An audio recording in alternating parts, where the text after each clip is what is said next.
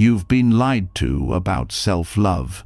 They told you it means pampering yourself with spa days, chasing validation from others, or repeating affirmations you don't even believe. But if that were true, why do so many people still feel unworthy when the lights go out at night? Why do you still feel that quiet ache inside the voice that whispers you're not enough, no matter what you do? The truth is, real self-love isn't about chasing perfection. It isn't about fixing yourself, because you were never broken to begin with. It's about remembering who you already are, gentle, whole, worthy of kindness. And Buddhism holds the blueprint. For centuries, monks and teachers have passed down lessons not about escaping life, but about embracing it with compassion, patience, and balance. These are not abstract ideas. They are practices that can soften the harshest self-critic, calm the restless mind, and open the heart to peace. Tonight, as you listen to these lessons, something inside you will begin to shift. The tension in your chest will loosen, the storm of self-judgment will grow quiet, and you'll feel a tenderness toward yourself, like sunlight touching a cold morning. This isn't just another bedtime story. It's an invitation to rest in your own love, to let go of the weight you've carried for too long, and to discover a gentleness that has always been waiting inside you. Are you ready? Let's begin. The search for peace within yourself doesn't end with soft words or a single night of comfort.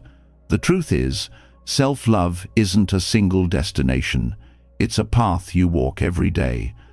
And on this path, the first light that guides you comes from one of the most profound lessons Buddhism has ever offered: the middle way. Before you think this is just another phrase of philosophy, pause for a moment. Reflect on how much of your suffering has come not from what others do, but from how merciless you can be toward yourself. That inner voice that scolds you for every mistake, that punishes you for not being perfect, that makes rest feel like weakness. This is where the middle way becomes more than wisdom. It becomes survival. The middle path, taught by the Buddha after his own years of extremes, is not about living blandly in the middle of everything. It's about balance, the kind of balance that allows you to breathe without guilt, to rest without shame, to try again without being crushed by self-hatred. Think of it like walking across a rope bridge. On one side is indulgence, drowning in excuses, letting yourself collapse into laziness and endless distraction.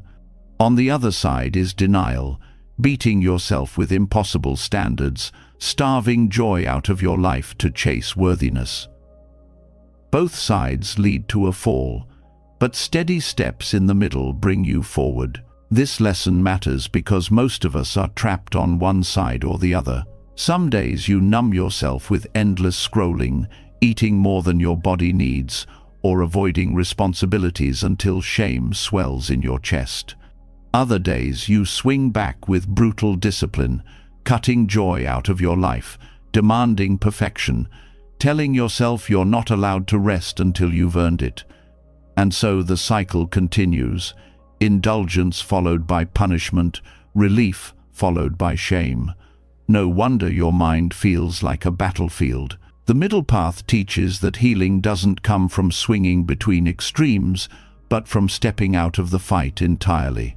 When you stop chasing the illusion of a perfect self and stop drowning in the illusion of a hopeless self, you find a steadiness where both discipline and kindness can exist together. This steadiness is what softens self-criticism. It allows you to see that mistakes are not evidence of failure, they are part of being alive. And when you accept that truth, the urge to attack yourself begins to lose its grip. Think about the last time you were harsh with yourself. Maybe you said the wrong thing in a conversation and replayed it in your head for hours. Maybe you failed at a goal, and the only words in your mind were, "I'm useless. I'll never change." That voice feels like truth, but the Buddha would say, it's not truth, it's attachment to an extreme. You're clinging to the idea that worth comes only from flawless action. But if you look through the eyes of the middle path, you'll see that one mistake is not your identity, just as one success is not your essence. You are more than a single action, and you deserve compassion, no matter the outcome. Now let's break this down in practice. When self-criticism arises, the middle path asks you to pause. Don't drown the pain with indulgence. Don't run to distractions that numb the voice for a moment. And don't swing into denial. Don't whip yourself with mental punishment as if cruelty will force change. Instead, ask, what would balance look like right now? If you failed, balance may be acknowledging the failure honestly, but also reminding yourself that growth takes time. If you feel guilt, balance may be taking responsibility without dragging yourself through endless shame. If you feel tired, balance may be resting without labeling yourself as lazy. Balance is not weakness, it's wisdom. One way to practice this is through mindful awareness.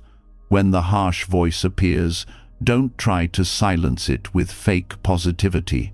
Instead, observe it. See it as a storm passing through the sky of your mind. The middle path doesn't say storms will never come.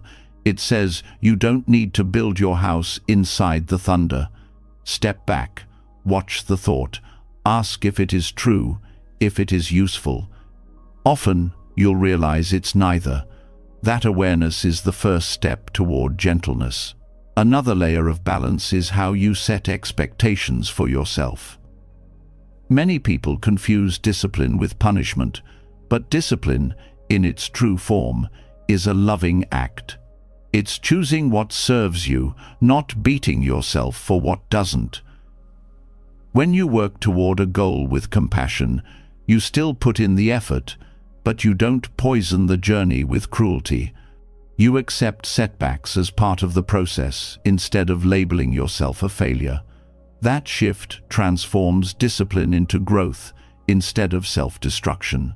Buddhist teacher Thich Nhat Hanh often spoke about watering the good seeds. Inside your mind, there are seeds of harshness, but also seeds of kindness, patience, and wisdom.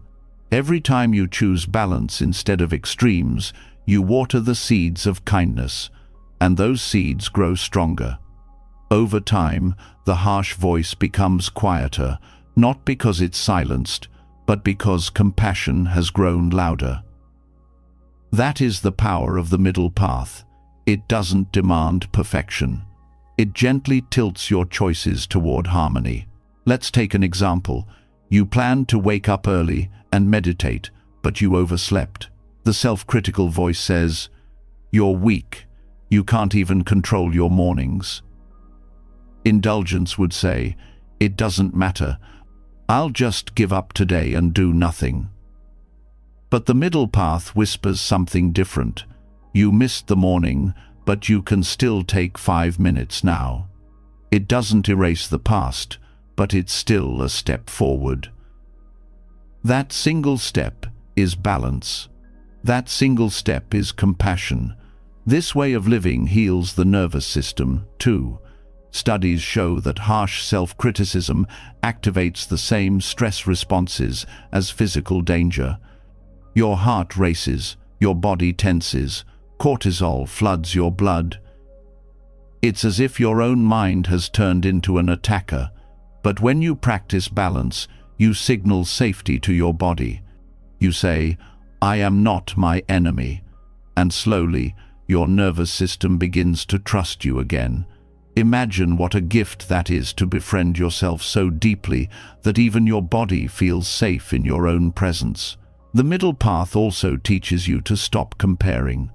When you're stuck in extremes, you look at others and either condemn yourself for not being as good or dismiss them to protect your fragile worth.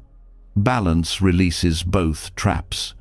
You see others walking their own path, with their own mistakes, their own victories. You realize you're not behind, you're not ahead, you're simply walking. And walking with balance means you no longer need to prove your worth to anyone. A subtle but important part of this teaching is gentleness with time. In self-criticism, there's always urgency. I should already be there. I should already be better. But the middle path says growth is like a tree. You don't pull the branches to make it taller. You water it, you give it sunlight, and you trust the process. This doesn't mean you avoid effort. It means you replace harshness with patience, knowing every step matters, no matter how small. The beauty of balance is that it doesn't just reduce pain, it creates space for joy. When you stop swinging between indulgence and denial, you have energy left to notice the little things, the softness of your breath, the comfort of rest, the lightness of laughter. Self-criticism steals these moments by convincing you that you don't deserve them. Balance returns them, reminding you that joy is not a reward for perfection. It is part of being alive. So how do you walk this path daily? Start small. Notice the language you use with yourself. Replace "I always fail" with "This time didn't go as I hoped, but I can try again." Replace "I'm lazy" with "I need rest, and I'll return with energy." These aren't empty affirmations, they are balanced truths. They acknowledge the reality without collapsing into cruelty. You can also practice balance by treating your inner world as you would a friend. If a friend confessed they failed, would you call them worthless? No, you would remind them of their worth, encourage them to try again, and give them space to rest. The middle path invites you to extend that same friendship inward, and the more you practice, the more natural it becomes. Another practice is pausing in moments of self-criticism. Before reacting, take a breath. Place your hand on your chest and ask, what would balance feel like right now? You might find the answer is to rest, or to continue with gentleness, or to simply sit and breathe. The question shifts you out of extremes and back into awareness. That single pause can change the entire tone of your day.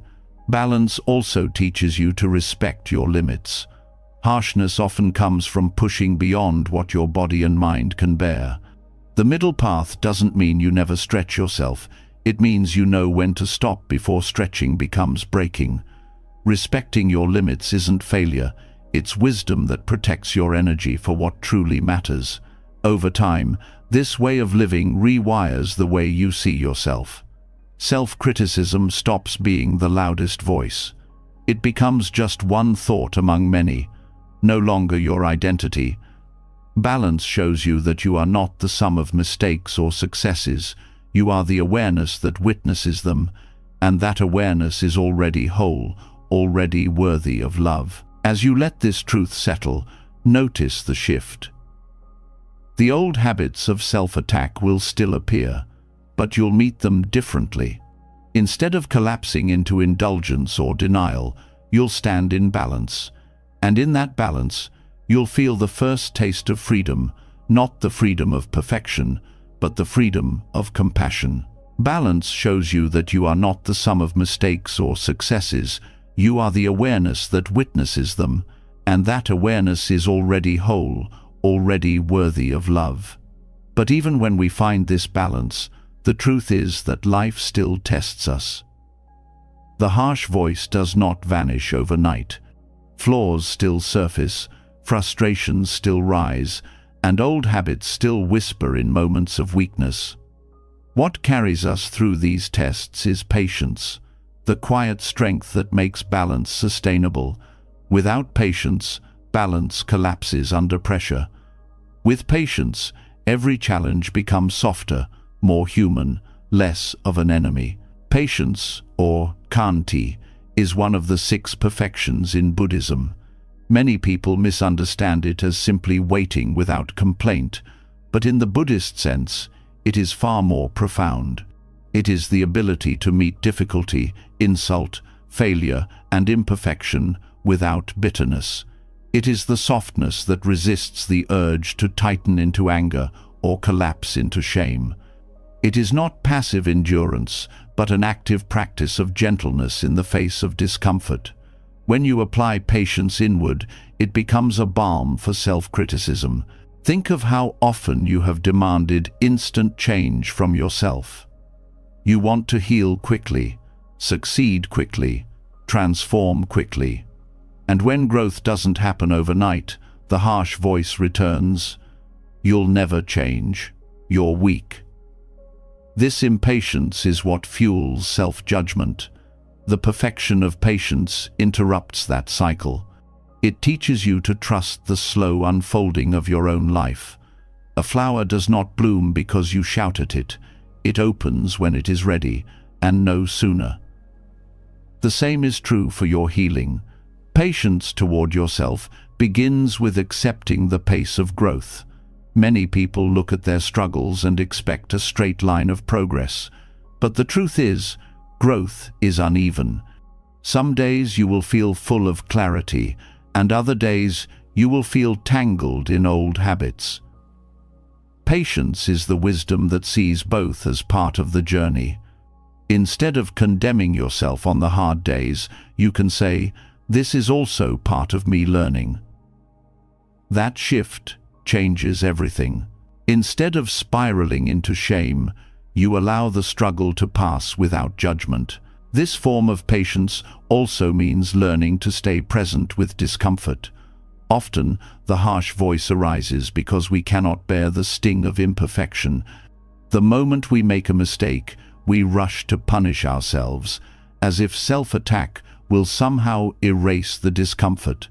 But Buddhist patience asks you to sit with that sting, to breathe with it, to let it exist without resistance. When you stop fighting discomfort, you realize it cannot destroy you. The pain of imperfection becomes lighter simply because you stop making war against it. Another dimension of patience is forgiveness of time already lost. Many people attack themselves for not starting sooner, for wasting years in patterns of avoidance or self-sabotage. They say, "If only I had learned earlier, I would be better by now." This is one of the harshest judgments because it holds you hostage to a past you cannot change. Patience teaches you to release that chain. The past unfolded as it did because that was the only way you could learn. Regret does not speed growth. Gentleness with your timeline does. When you accept that the past is unchangeable, your energy returns to the present, where transformation is still possible. Patience also applies to how you treat your flaws. Many people think flaws must be erased for self-love to exist, but patience says flaws can be held without panic. They are not permanent walls, but passing clouds. A tendency to overthink, a struggle with discipline, a fear of vulnerability, these do not define you. They are conditions of mind that can shift with time and practice. Patience allows you to hold flaws with kindness until they loosen naturally, rather than attacking yourself for not being rid of them instantly. This practice extends even to failure. When you fail, impatience tells you it is the end, proof of your unworthiness. Patience tells you it is only a moment, proof that you are human. Failure under patience becomes a teacher rather than a sentence. You begin to see that every mistake carries wisdom if you stay long enough to hear it. This does not mean you celebrate failure blindly, but that you refuse to turn it into a weapon against yourself. You say, "This hurts, but it will guide me forward," instead of, "This proves I am broken." Patience also transforms the way you respond to the voice of self-criticism itself. Instead of trying to silence it forcefully, you meet it with patience. You say, "I hear you, but I do not need to obey you right now."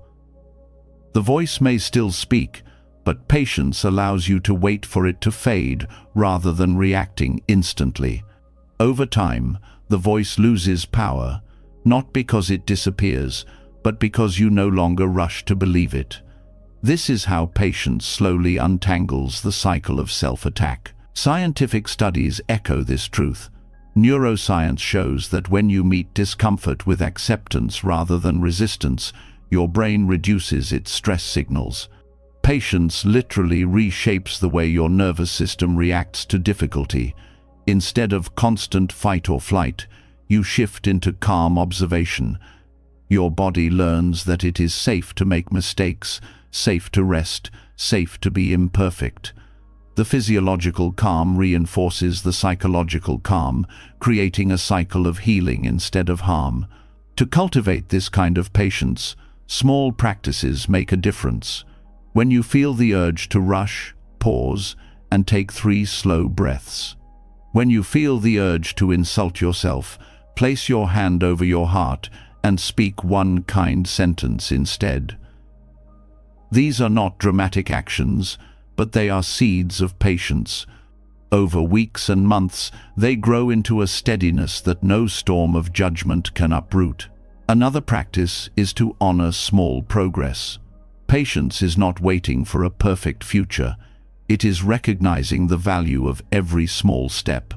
When you catch yourself being gentler than yesterday, even in a tiny way, acknowledge it. That acknowledgement reinforces the truth that growth is happening, even if it feels invisible. This prevents the mind from collapsing into despair when big change takes longer than expected. Patience also requires releasing comparison. Nothing kills gentleness faster than measuring your growth against someone else's. Patience says each person's path unfolds at its own pace, and your timeline cannot be measured by another's milestones. The bamboo and the oak tree both grow into their fullness, but they do so at different rhythms. If you demand to be an oak when you are bamboo, you will only suffer. Patience honors your own rhythm. On a deeper level, patience is an act of trust. Trust that life is unfolding in its own way, that your efforts matter even when results are unseen, that healing is possible even when invisible. Trust dissolves the frantic urgency that fuels self-criticism. Instead of saying, "I must fix this now," or "I am nothing," you say, "I will continue gently, and in time, change will come." That trust allows the heart to rest. This resting heart is not passive. Patience is not resignation. It does not mean you stop trying or give up responsibility. It means you act without the poison of urgency. You continue your practices, your efforts, your learning, but you do so with gentleness rather than violence. This is why Buddhist patience is called a perfection. It perfects not by removing effort, but by purifying it of cruelty. Over time, patience becomes a deep inner refuge. When criticism rises, when frustration builds, when flaws surface again, you no longer collapse into despair. You can rest in patience, as if in a quiet room, knowing the storm will pass. That quiet room is within you always, available every time you choose not to rush your own becoming. Patience also shapes how you relate to your body. Many people punish their bodies with harsh diets, over-exercise, or neglect. Patience with the body means listening to its needs instead of forcing it into extremes. Rest when tired, nourish when hungry, move with care instead of punishment. This physical patience reinforces emotional patience, teaching you that care, not cruelty, leads to real change. Perhaps the greatest gift of patience is that it reconnects you with kindness. Self-criticism is always urgent, sharp, demanding. Patience is soft, steady, forgiving. When you choose patience, you choose kindness. And kindness toward yourself is the soil in which self-love finally grows strong. You begin to see that flaws are not failures, that time is not lost, that you are not behind. You are simply unfolding at your own pace, and that is enough. In the end, patience reveals something profound. The self you are so desperate to fix is not broken, it is simply unfinished, still forming, still becoming. And the only way to meet this unfinished self is with gentleness. Harshness cannot speed the process. Only patience can. Only patience has the power to hold your imperfections without fear, to let them soften naturally, to trust that beneath the layers of judgment there is already wholeness waiting to shine. With patience, self-love becomes less of a goal and more of a natural state. The harsh voice still speaks, but it no longer controls. The flaws still appear, but they no longer condemn. Time still passes, but it no longer threatens. Patience transforms your relationship with all of it, turning every moment, even the difficult ones, into an opportunity for gentleness.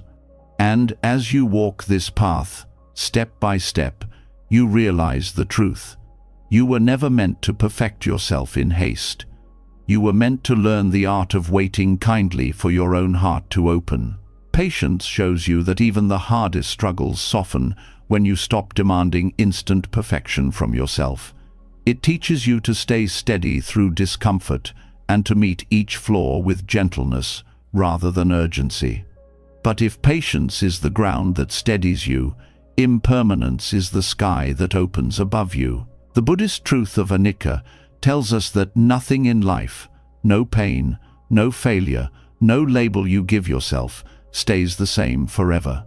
Every thought, every emotion, every struggle is moving, shifting, dissolving.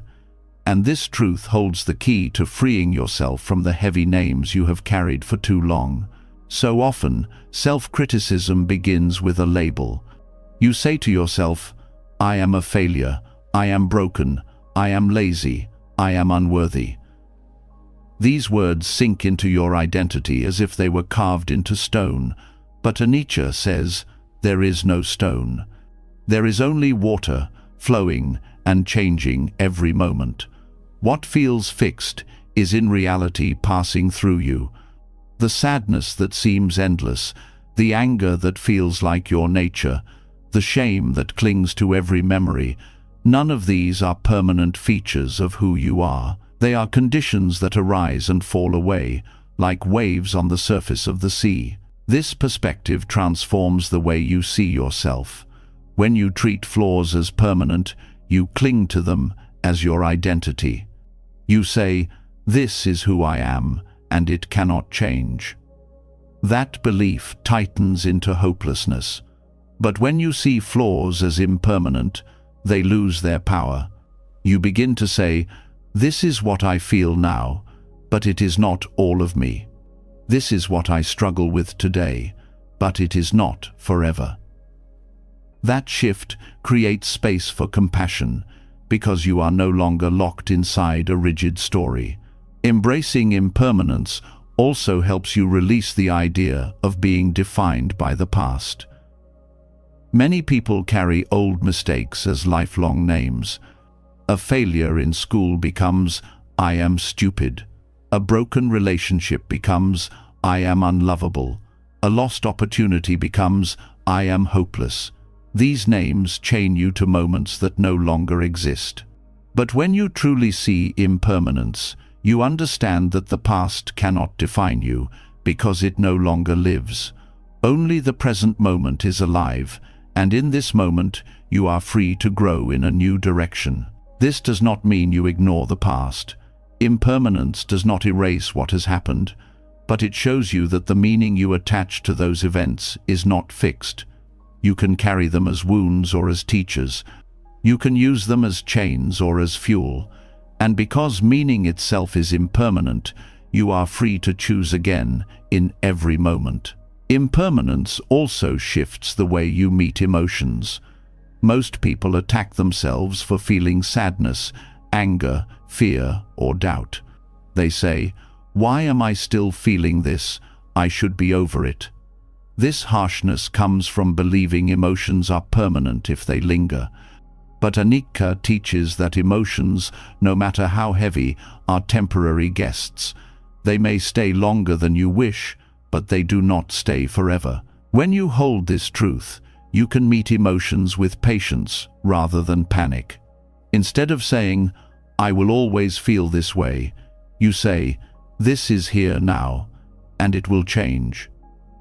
That single thought softens the weight of any feeling. On a deeper level, impermanence frees you from chasing perfection. When you believe identity is fixed, you strive to become some permanent version of yourself, always confident, always disciplined, always kind. And when you fall short, you attack yourself. But impermanence reveals that there is no permanent self to achieve. You are a living process, always becoming, never frozen in one form. The goal is not to lock yourself into perfection, but to flow gently with change. This understanding releases the pressure to arrive and allows you to rest in the truth that you are already whole in your constant becoming. This truth also touches how you meet success. Many people cling to achievements as proof of worth, then fear losing them because they believe without them they are nothing. But impermanence teaches that success is also passing. It can be celebrated, but it does not need to be clung to as identity. When success passes, your worth remains untouched. This wisdom prevents the crash of self-criticism that often follows when external accomplishments fade. The teaching of impermanence also reveals why comparison is a trap. When you compare yourself to someone else, you act as if their present state is permanent. You say, "They are better, I am worse," as if those roles could never change. But their life is also shifting, their strengths and struggles rising and falling like your own. When you see this, comparison dissolves, because you understand that everyone is in flux. No one is fixed above or below anyone else. One way to practice this teaching is through direct reflection. When a harsh thought arises, "I am worthless," pause and ask, "Has this thought always been here? Will it stay forever?" You will see that it came and it will go. This breaks the illusion of permanence. Another practice is noticing small changes in your daily life. The mood that seemed unbearable in the morning has softened by evening. The body that felt weak yesterday feels stronger today. The memory that once burned with shame now feels lighter. These shifts remind you daily that nothing in your experience defines you forever. Neuroscience aligns with this teaching. Research shows that the brain is plastic. It changes continuously throughout life. Even habits etched by years of repetition can be rewired with new practice. This means no flaw, no pattern, no self-label is unchangeable. The brain itself embodies anicca. When you remember this, you stop attacking yourself as if you are carved in stone. You begin to treat yourself as a living being capable of transformation. Impermanence also teaches humility. When you cling to positive labels, "I am always strong," "I am always wise," you set yourself up for shame when those qualities shift. By seeing even your strengths as impermanent, you can hold them with gratitude without fear of losing them. This humility makes you gentler because you no longer need to defend an image of permanent greatness. You allow yourself to be human, fluctuating, imperfect, yet still worthy. Perhaps the most healing part of impermanence is how it changes your relationship with brokenness. Many people believe they are fundamentally damaged, as if brokenness is the core of their being. But anicca shows that nothing is fixed, not even suffering. Pain arises, but it also passes. Patterns hold, but they also soften. Even the deepest wounds can change with time and care.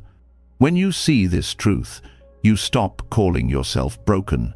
You begin to say, "I am in a process of healing," which is a far more accurate description of the living reality. This truth doesn't mean everything will vanish easily. Some struggles return many times. But even then, impermanence teaches that their intensity, their form, their hold on you, these are always shifting. What feels unbearable today may feel lighter tomorrow, and one day may release entirely. Holding this truth keeps you from despair, because you know nothing, not even pain, is forever. Living with this awareness also deepens gratitude. When you recognize that moments, feelings, and even identities are impermanent, you learn to cherish them without clinging. A peaceful day is not dismissed as ordinary, it is honored, because you know it will pass. A difficult day is not condemned as endless, it is softened, because you know it will pass too. This balanced appreciation turns life itself into a teacher of gentleness. To truly embody impermanence, meditation is a powerful tool. Watching the breath rise and fall, you witness impermanence directly. Each inhale ends, each exhale ends, yet the flow continues. Watching thoughts appear and disappear, you see they cannot be held. This practice teaches you not just to believe in impermanence, but to feel it in your body and mind. With time, the habit of clinging loosens, and the grip of harsh labels weakens. Impermanence also protects you from despair when change feels slow. If you believe flaws are fixed, every setback feels eternal. But when you know change is constant, you trust that progress is happening even when unseen. Just as seasons shift quietly before they are visible, your growth is moving beneath the surface. This trust allows you to keep walking without collapsing into hopelessness. The heart of this teaching is liberation.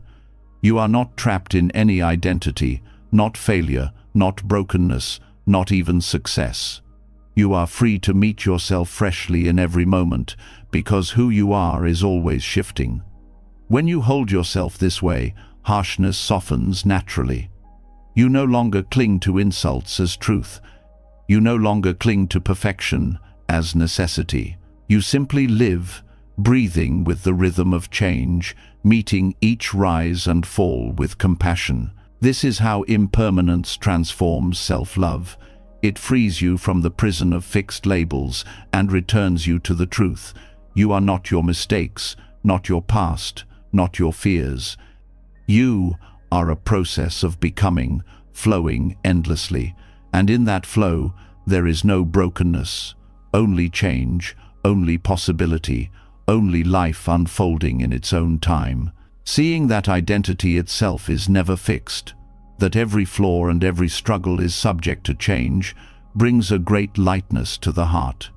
Impermanence loosens the grip of hopelessness and shows you that nothing about you is final. Yet, even with this freedom, there remains another obstacle, turning compassion outward while forgetting to turn it inward.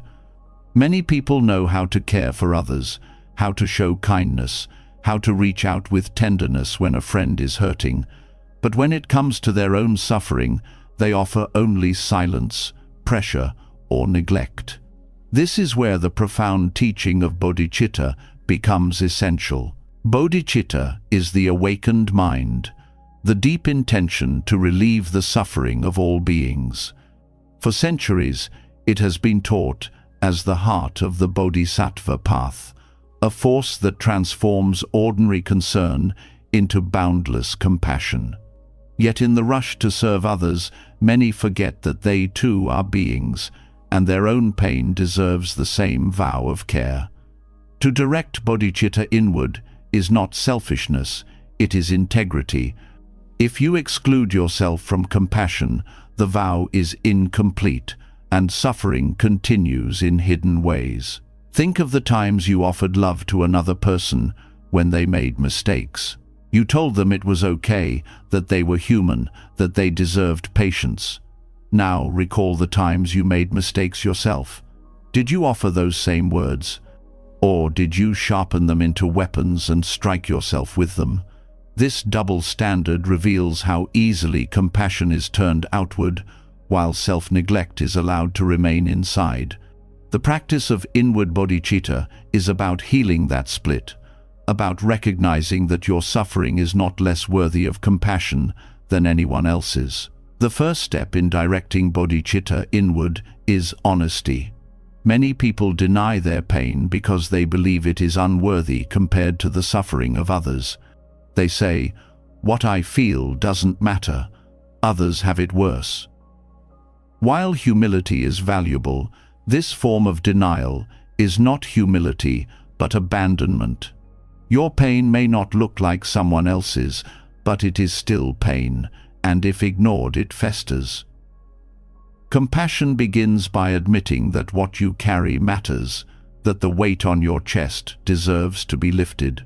When you allow this truth, you open the door to kindness that includes yourself. Another layer is recognizing the cycles of self-neglect. Often, people repeat the same patterns of ignoring their needs, pushing themselves until exhaustion, or silencing their own emotions. These cycles continue because there is no inward bodhicitta to interrupt them. Outwardly, you may serve others, but inwardly you leave yourself unprotected. To awaken bodhicitta inwardly is to take the same vow for yourself that you would for the world.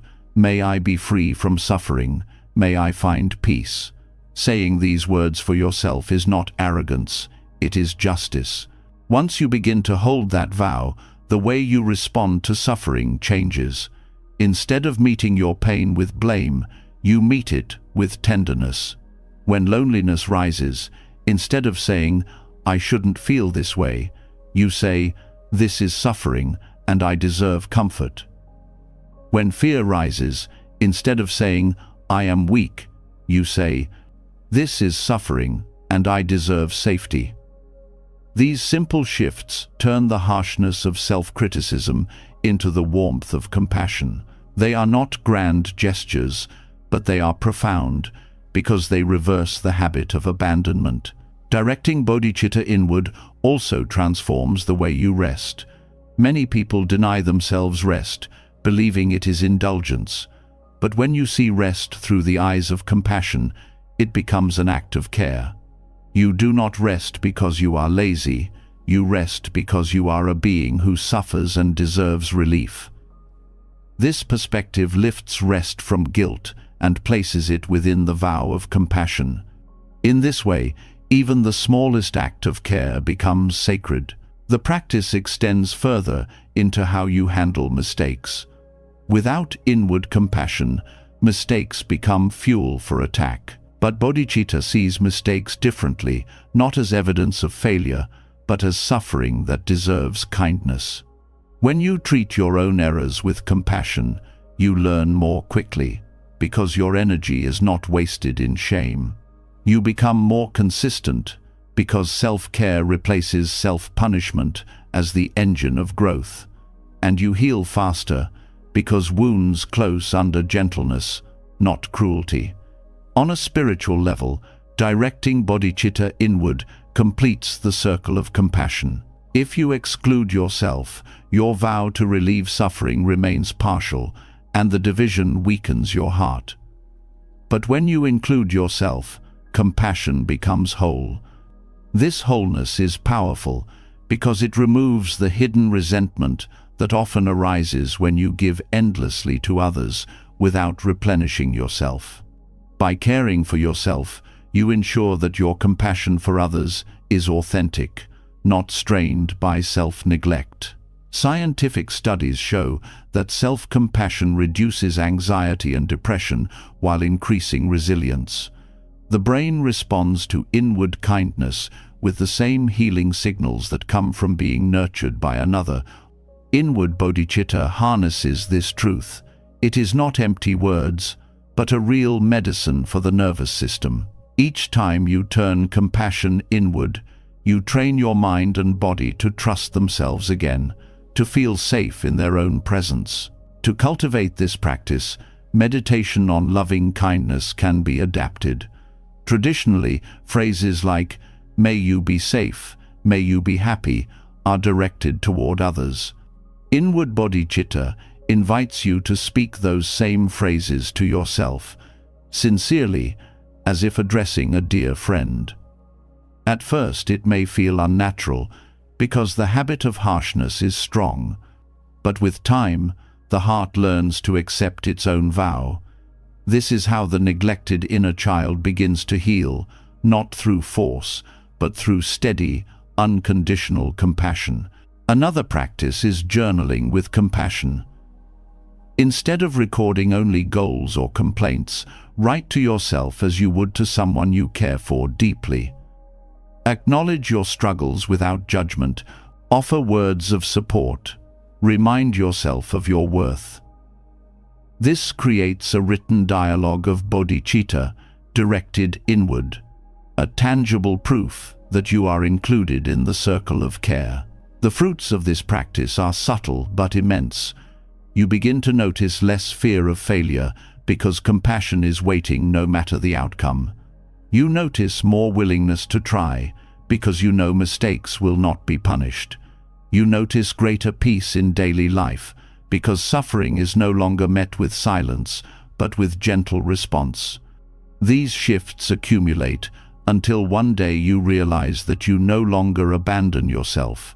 Perhaps the deepest teaching is this: when you relieve your own suffering with compassion, you do not withdraw from the world, you join it more fully. A person who is harsh with themselves cannot offer true compassion without strain, but a person who has learned inward bodhicitta becomes a living example of gentle strength, a presence that heals by being whole. This is why directing bodhicitta inward is not a distraction from the path, but the heart of it. Only when you care for yourself can your vow to care for all beings shine with complete integrity. To walk this path is to stop treating your own suffering as an afterthought. It is to say, with the same sincerity you would say for anyone else, "May I be free." And with those words, repeated daily, you untangle the cycles of neglect, soften the harsh voice, and return home to yourself with kindness that does not waver. This is bodhicitta alive within you, not only for others but for the being you wake up with each day yourself. When compassion is finally allowed to flow inward, the heart discovers it has been carrying someone in silence all along, the younger self who first learned shame, who first felt neglected, who still waits in the shadows of memory for tenderness that never came. Directing bodhicitta inward opens the door to this forgotten child, but stepping through requires more than good intentions. It calls for a practice structured enough to hold such delicate wounds with care. This is where metta bhavana, the cultivation of loving kindness, becomes a sacred path of healing.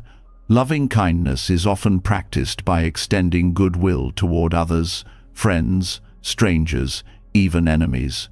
But few realize the deepest transformation occurs when these blessings are directed to oneself, not only the present self, but also the past selves who carry unhealed pain. The inner child, whether seen as literal childhood or the fragile parts of memory, holds experiences that shaped harsh beliefs. I am not enough. I am unwanted. I am broken. These are not truths, but impressions left by moments of hurt. If left untouched, they echo into adulthood as self-criticism and neglect. Metta bhavana offers a way to reach back through time, to cradle those versions of yourself in kindness, and to rewrite the way memory is carried. The first step is acknowledgement. Many people resist looking at the child within because they fear the pain that might rise. They push away the memory of being mocked, abandoned, overlooked, or dismissed. Yet avoidance only strengthens the wound, allowing it to dictate present life in hidden ways. To practice loving kindness toward the inner child, you begin by admitting their existence. You say inwardly, "Yes, you are here. Yes, I see you." This simple recognition dissolves years of silence, because neglect is often more painful than the original hurt. Once acknowledgement opens the door, kindness must follow. In meditation, you visualize that younger version of yourself, perhaps as a small child, perhaps as a teenager, and you send them phrases of love. May you be safe. May you be loved. May you be free from pain. At first, these words may feel mechanical, especially if self-criticism has hardened your heart. But repetition softens resistance. Over time, the younger self begins to receive what was once denied, the steady assurance of care.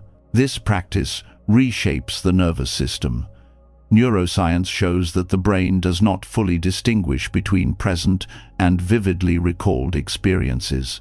When you send loving kindness to your inner child, the brain responds as if kindness were truly being given in that moment of the past. Old memories, once charged with shame, begin to pair with new emotions of safety. This is not erasure, but transformation. The memory remains, but its sting lessens, its grip loosens, because compassion has been woven into its fabric. Metta Bhavana also teaches consistency. Pain from the past is not healed in a single session. Just as a child needs ongoing love, your inner child needs repeated reassurance. Each time you return to the meditation, you lay down another layer of safety. Slowly, the child who once felt abandoned begins to trust that they are no longer alone. This trust changes the present self as well, because the foundation of identity becomes rooted not in neglect, but in care. Directing loving kindness to the inner child also changes how you respond to triggers in daily life. Often, anger or fear in adulthood arises from echoes of childhood wounds. A harsh comment from someone today may awaken the memory of being ridiculed years ago. Without awareness, you react as if the old pain is happening again. But when you have practiced Metta Bhavana, you recognize the child behind the reaction. Instead of punishing yourself for being too sensitive or too weak, you pause and offer kindness to that younger self. This breaks the cycle of self-attack and replaces it with healing presence. The practice also brings gentleness to unmet needs. Many adults still carry cravings for validation, security, or affection that were not met in childhood. Without awareness, these cravings can drive harmful behaviors, seeking approval at all costs, overworking to prove worth, numbing loneliness through distractions. Metta Bhavana addresses these needs directly by sending love to the child who first felt deprived. By telling that younger self, "You are enough, you are safe, you are loved," you begin to meet the unmet needs from within, rather than endlessly searching outside. This inner dialogue fosters reconciliation. Often, people hold anger toward their younger selves, blaming them for mistakes or vulnerability. They say, "I was so stupid, I was so weak." But when you practice loving kindness toward that child, you realize they did the best they could with what they had. You see their innocence, their longing to be loved, their confusion in a world that was often harsh. Anger dissolves into empathy, and empathy becomes peace. Metta Bhavana also reveals hidden strengths. When you revisit your younger self with compassion, you see not only their pain, but also their resilience. You notice how they survived circumstances that felt unbearable, how they found small joys despite difficulty, how they carried you to this present moment. This recognition transforms shame into gratitude. Instead of rejecting your younger self, you begin to bow to them with respect, acknowledging their courage.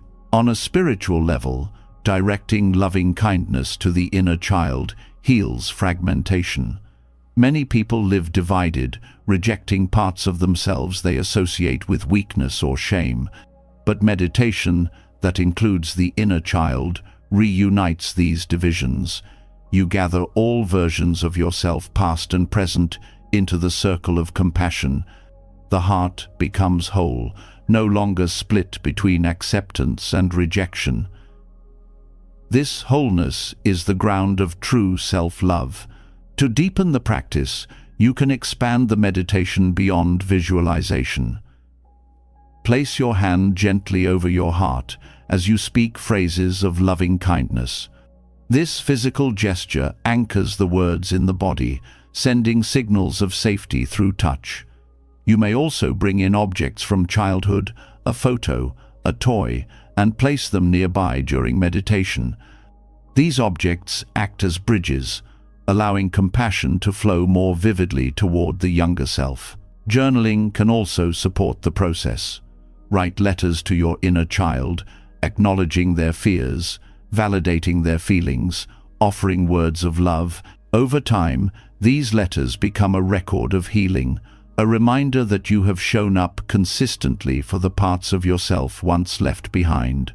Metta bhavana toward the inner child is not about denying pain, but about transforming its meaning. Where once memory held only loneliness, now it holds companionship. Where once it whispered rejection, now it echoes love. This transformation ripples outward. When you learn to care for your inner child, you naturally extend deeper compassion to others, because you understand what neglected pain feels like. You know how vital kindness is, and you offer it more freely. The greatest gift of this practice is freedom from cycles of self-criticism rooted in childhood wounds. When the inner child feels loved, the adult self no longer needs to prove worth through perfection or deny pain through harshness. The energy once spent on self-attack becomes available for growth, joy, and genuine connection. Life begins to feel less like a battle and more like a gentle unfolding. With time, loving kindness toward the inner child becomes second nature. When difficulty arises, you instinctively turn inward with care rather than cruelty. You recognize that every painful moment is not just an obstacle, but an opportunity to cradle the child within once more. And each time you do, the bond strengthens, the wound softens, and self-love deepens into something unshakable. This is the gift of metta bhavana directed inward, the ability to reach across years of silence, to take the hand of the younger self, and to walk together in kindness. In this union, the cycle of neglect ends. The past is not erased but healed. The present is softened with compassion, and the future is freed from carrying the same old burdens. You no longer live divided against yourself. You live as one being, whole, cherished, and worthy of love. When the inner child is finally met with kindness, the sharp edges of old memories begin to soften. What once felt like proof of brokenness is now held in compassion, and the weight of self-neglect grows lighter. Yet beneath these layers of healing, another challenge lingers silently, the constant pressure to become someone flawless. No matter how much love you offer to past wounds, the present mind often insists that only a perfect self will ever be worthy. This is where the teaching of shunyata, or emptiness, cuts through illusion with liberating clarity. Emptiness does not mean nothingness. It means that all things, including the self you chase, are empty of inherent, fixed existence. Every label you cling to, every standard you punish yourself with, every image of perfection you try to embody, they are not solid truths. They are constructions woven from thoughts, culture, memory, and comparison. When you realize this, the pressure begins to dissolve. The perfect self you chase is not a real entity waiting somewhere ahead. It is a mirage, and no amount of striving will quench the thirst it creates. Much of self-criticism is fueled by this illusion. You see an ideal in your mind, always confident, always productive, always kind, and you measure yourself against it. Every time you fall short, you attack yourself. Believing the gap proves failure. But shunyata reveals there is no solid self to measure against. The ideal exists only as a mental construction, not as an eternal standard written into the fabric of reality. To understand this deeply is to free yourself from the endless comparison between who you are and who you think you should be. This truth also dismantles the fear of being permanently flawed. Just as the perfect self is empty, So too is the broken self. When you call yourself a failure or a disappointment, you treat those labels as permanent identities. But emptiness shows they are also constructs, arising from conditions, dissolving with conditions. You are neither fixed as perfect nor fixed as broken. You are a process, a flow, a collection of shifting experiences that cannot be pinned down into one final definition. Seeing emptiness in this way changes the very ground of self-expectations. Instead of pushing yourself to embody an impossible image, you begin to see that growth is not about becoming perfect, but about letting go of illusions. This letting go is not passive, it is an active release of false burdens. When the pressure of perfection falls away, energy is freed for authentic care, creativity, and presence. You stop chasing the shadow of an unreal self and begin living the life that is actually here. This understanding also dissolves the comparison trap. Much of perfectionism comes from looking at others and believing they have reached a solid state you lack. But if all selves are empty, then their identities too are not fixed.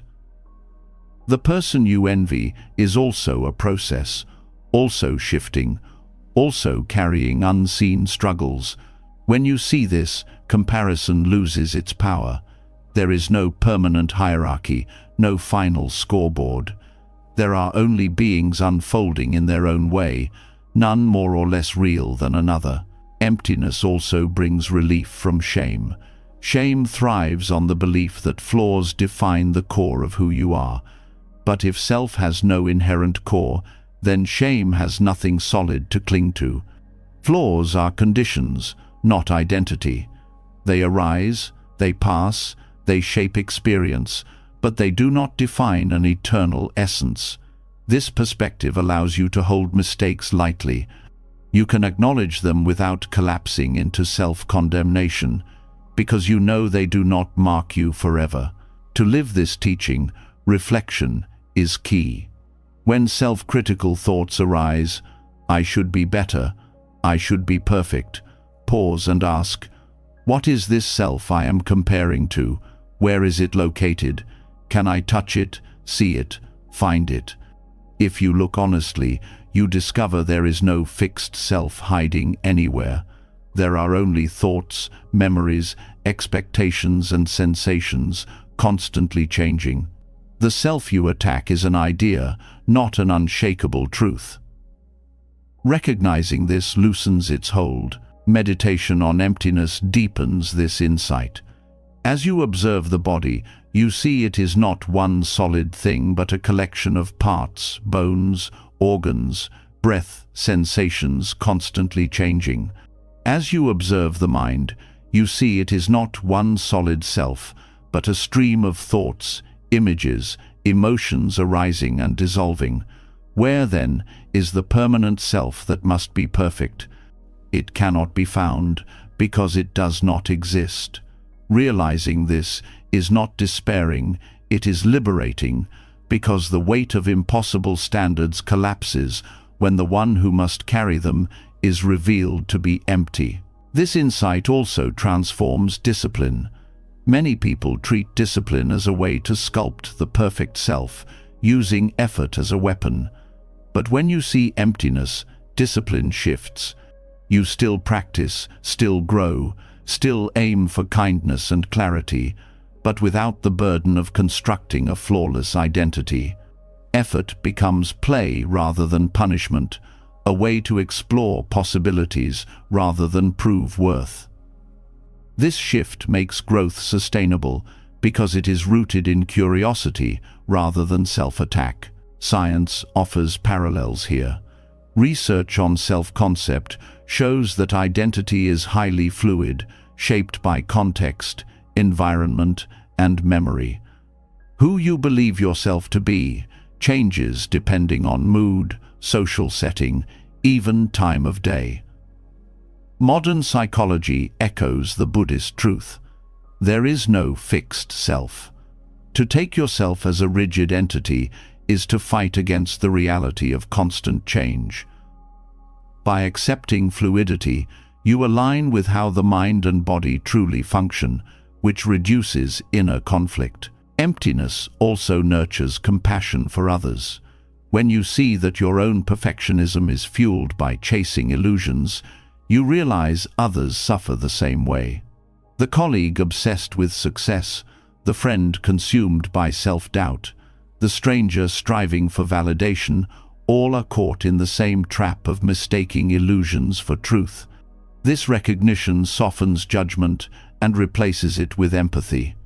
You see not competitors, not enemies, but fellow beings struggling under the same weight of expectation. Another gift of shunyata is humility. When you believe in a perfect self, you cling to superiority when you succeed and collapse into inferiority when you fail. Emptiness dissolves both extremes. Success is not proof of a solid, superior self. Failure is not proof of a solid, inferior self. Both are conditions arising and passing. This humility steadies the heart, keeping you balanced regardless of outcome. Practicing this truth also reshapes how you set goals. Instead of striving to create a flawless identity, you set goals as temporary steps, useful but not defining. You pursue health, learning, creativity, not because they will make you perfect, but because they bring balance and joy in the present. When goals are no longer tied to identity, failure loses its sting because it does not threaten your worth. Success loses its pressure because it does not need to be permanent. Goals become tools, not prisons. On a deeper spiritual level, emptiness points to freedom from clinging altogether. When you stop clinging to the illusion of a perfect self, you also stop clinging to the illusion of being broken. Both dissolve into the same truth. There is no fixed self to defend or condemn. What remains is openness, a spacious awareness that can hold all experiences without fear. This spaciousness is not empty in a cold sense. It is full of possibility, full of room for compassion, joy, and peace. Daily life offers countless opportunities to practice this. When you feel the urge to push yourself into perfection, pause and remind yourself, this self I am chasing is not real. When you feel the weight of self-condemnation, pause and remind yourself, this broken self is not real either. In both moments, return to the truth of emptiness and let the pressure ease. With time, this becomes a natural habit, a gentle release woven into the rhythm of living. The beauty of shunyata is that it removes the very foundation of self-attack. If there is no fixed self to perfect, then the game of harsh expectations loses its ground. You are free, not because you have become flawless, but because you no longer need to. You are free because the burden of defending or condemning an illusion has fallen away. In this freedom, self-love takes on a new depth. It is no longer about liking every part of yourself or meeting every goal. It is about resting in the spacious awareness that sees all of it, success, failure, kindness, anger, as passing conditions within emptiness. From this view, love arises naturally, not as a reward, but as the natural warmth of an open heart. This is the lesson of shunyata for self-expectations. The perfect self is empty, the broken self is empty, and in seeing this, you no longer need to live chained to illusions. You live as a process, free to grow, free to stumble, free to be. And in that freedom, the pressure fades, and the simple truth shines. You were never required to be perfect in order to be worthy of love. When the illusion of a perfect self is released, what remains is space wide, open, unpressured space where the heart can rest. Yet freedom is not only about what we let go of, it is also about how we nurture what is here. Without the need to prove worth or defend against judgment, the simplest acts take on profound meaning. And among these acts, none is more intimate, more constant, and more available than the breath. To treat breathing not as a background function, but as a daily love letter, is to transform life itself into a practice of self-care. Breath is the one companion that has never abandoned you. It was there at your first cry, and will remain until your last sigh. Yet most of the time, it goes unnoticed, hidden beneath the noise of thought and distraction. When you choose to notice it, to rest with it, to treat it as a gesture of kindness, you begin to reshape your relationship with yourself in a way that no external effort can match. The breath becomes both anchor and message. You are alive, you are worthy, you are cared for. Mindful breathing is not about controlling the breath, forcing it into rhythm, or chasing relaxation. It is about being present with what is already given. Each inhale arrives without demand. Each exhale releases without condition. To rest your attention on this cycle is to remember that care does not need to be earned. It is woven into existence itself. Breathing, when seen this way, becomes a constant reminder that you are allowed to be, without striving to be more. This practice changes the nervous system profoundly. When attention rests gently on the breath, stress responses quiet, heart rate steadies, and tension eases. The body receives a signal of safety, as if being held in steady arms. For someone who has lived with self-criticism as an inner attacker, this experience is revolutionary. Instead of bracing against inner violence, the body learns that presence itself is kindness. Breath is not simply air, it becomes medicine. To treat breathing as a love letter is also to infuse it with intention. As you inhale, you may silently say, "I welcome care." As you exhale, you may say, "I release harshness." These phrases are not rules but gentle companions, helping the mind rest in compassion rather than criticism.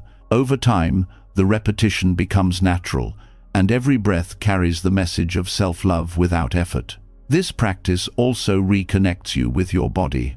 Many who struggle with self-criticism become estranged from their physical form, treating it as a burden or a battlefield. By resting with the breath, you bridge the gap between mind and body. You feel the chest rising, the air flowing, the belly expanding. This simple noticing restores intimacy with yourself. Instead of living only in thoughts of inadequacy, you return to the living truth. Your body is here, breathing, keeping you alive, deserving of gratitude. Mindful breathing also reveals impermanence in a gentle way. Each inhale arises, each exhale passes, none can be held. To witness this flow daily is to internalize the lesson that nothing stays fixed, not breath, not thought, not pain. This realization nurtures patience with struggles. Just as you trust that an exhale will follow every inhale, you begin to trust that moments of suffering will also pass. Breath becomes a teacher of endurance and hope. Another layer of this practice is its accessibility. Unlike formal rituals or complex philosophies, breath is always available. In the middle of stress at work, in the quiet of night, in the rush of daily tasks, you can pause for one slow inhale and exhale. This pause is not trivial. It is a reminder, right in the middle of chaos, that you are still here and still deserving of care. Each time you return to the breath, you strengthen the habit of self-kindness. Treating breath as a love letter also helps dissolve the sense of loneliness. Often, people feel abandoned when love from others is absent or inconsistent. But when you anchor in mindful breathing, you realize you are never truly without company. Breath is a companion, steady and reliable, reminding you that care is present even when no one else is. This recognition reduces dependence on external validation and deepens inner trust. This practice can be expanded by combining it with visualization. As you inhale, picture the breath as light filling your chest, warming and soothing. As you exhale, picture that light spreading through your body, easing tension, healing wounds. This imagery is not fantasy. It directs attention toward sensations of warmth and release, reinforcing the emotional message of care. Over time, this creates an embodied sense of being held, not by another, but by your own awareness. Mindful breathing also transforms rest. Often, people fall into sleep with a racing mind, filled with criticism and worry. By resting attention on the breath as they lie down, they replace self-attack with self-compassion. Each exhale becomes a release of the day's burdens. Each inhale becomes a welcome of peace. This practice not only calms the mind, but also reframes rest itself as an act of love rather than laziness. Breath meditation is also a way to practice forgiveness. With every exhale, you can release the judgments you held against yourself that day. With every inhale, you can invite the intention to begin again. This rhythm mirrors the truth of renewal. No matter how harshly you treated yourself before, this breath is fresh, unmarked, and open to kindness. Forgiveness, then, is not an abstract concept, but a lived experience in the body. Scientific studies confirm the power of breath-focused practice. Regular mindful breathing lowers cortisol, improves emotional regulation, and increases resilience against stress. But beyond these measurable benefits lies something deeper, the emotional experience of being cared for from within. This is what makes treating breath as a love letter unique. It is not just technique, it is relationship between you and your own being, renewed with every cycle of inhale and exhale. Over time, this relationship changes how you meet difficulty. Instead of collapsing into panic, you pause to breathe. Instead of drowning in shame, you exhale it softly. Instead of rushing to fix yourself, you let the breath remind you that presence itself is enough. Challenges still arise, but they no longer dominate, because the rhythm of care is stronger. To anchor this practice more deeply, you can create small rituals. Begin your day with 3 intentional breaths, dedicating them as acts of kindness toward yourself. Pause midday for a minute of mindful breathing to reset. These rituals weave compassion into the structure of daily life, making self-love not an abstract idea, but a lived rhythm. One of the most profound aspects of this practice is its humility. Breath is simple, ordinary, often overlooked, yet it holds the power to transform suffering into gentleness. In honoring breath, you honor life itself, not in grand gestures, but in the quiet willingness to be present. This humility makes the practice sustainable, because it asks nothing extraordinary, only awareness of what is already here. Ultimately, treating each breath as a love letter teaches you that care does not need to be earned through perfection or achievement. It is given freely, with every inhale and exhale. You learn that love is not a rare gift reserved for flawless moments, but the steady pulse of life itself. And when you align with this truth, self-criticism loses its grip, because every breath contradicts its message. Where harshness says, "You are unworthy," breath answers, "You are alive, and that is enough." This is the heart of mindful breathing, not escape, not control, but intimate care. Each cycle becomes a reminder that you belong to yourself, that kindness is always within reach, that healing is carried on the air you breathe. To live this way is to transform the ordinary into the sacred, to turn the rhythm of breath into the rhythm of self-love. And in that rhythm, you find not only peace but also the quiet joy of knowing you were never truly without love. It was flowing in and out of you all along. Breathing as an act of love shows you that care can be as close as the rise and fall of your chest. Each inhale reminds you that you are alive. Each exhale proves you are capable of letting go. But once the mind grows quiet enough to listen, something else becomes clear. Pain is still there. Sorrow, disappointment, frustration, fear. They do not vanish simply because you breathe with kindness. The next step is learning how to meet these experiences without turning them into enemies.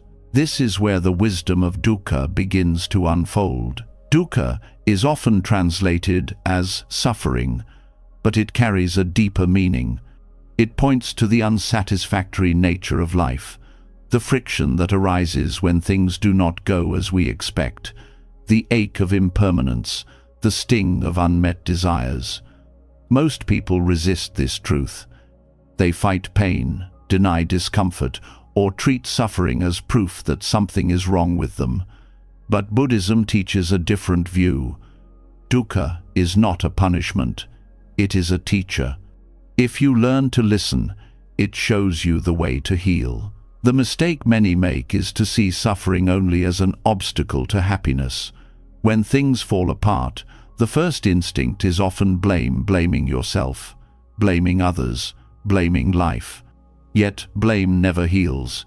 It only tightens the wound. When you begin to see dukkha as a messenger instead of an enemy, you shift from resistance to curiosity.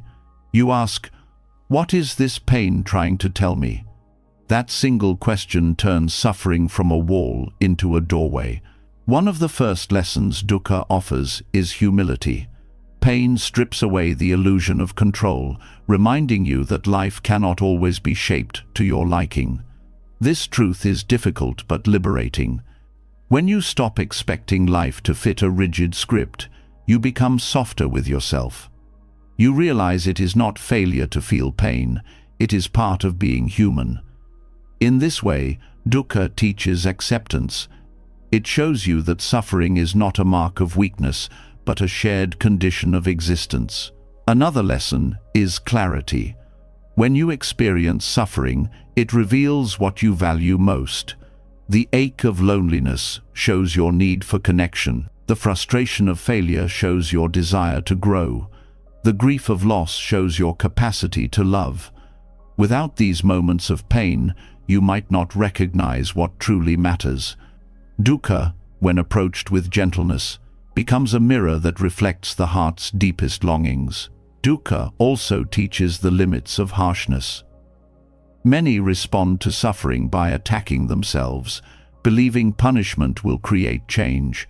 Yet over time, self-punishment only deepens despair. The lesson here is that cruelty cannot lead to healing. When suffering lingers despite years of self-criticism, the truth becomes undeniable. What is needed is kindness, not punishment.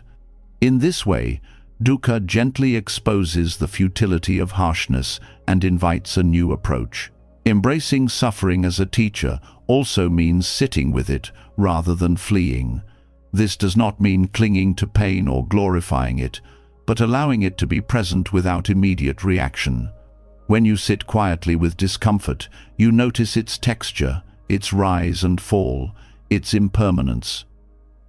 You see that even the sharpest ache changes moment to moment.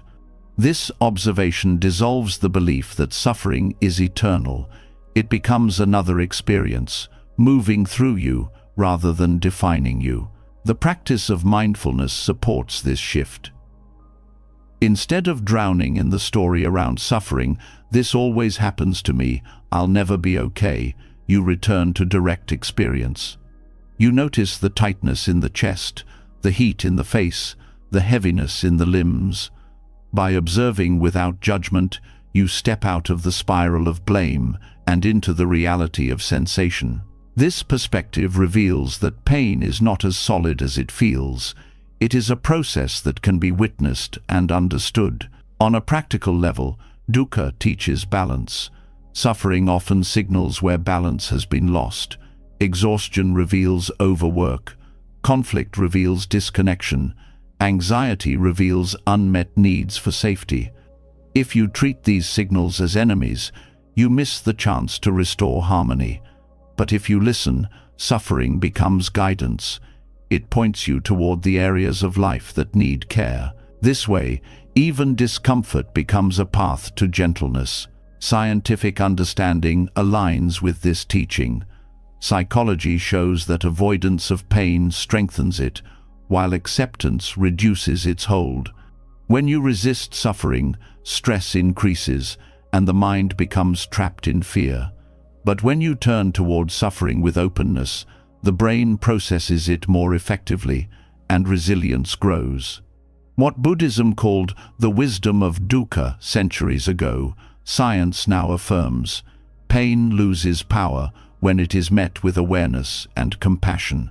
Another valuable lesson from dukkha is empathy. When you truly face your own suffering, you begin to recognize it in others. Instead of judgment, you feel kinship. You see that everyone carries burdens, even if they are hidden. This recognition makes you gentler, less quick to condemn, more willing to extend kindness. Suffering, when embraced as teacher, becomes a bridge of connection. Dukkha also teaches impermanence more directly than any philosophy could.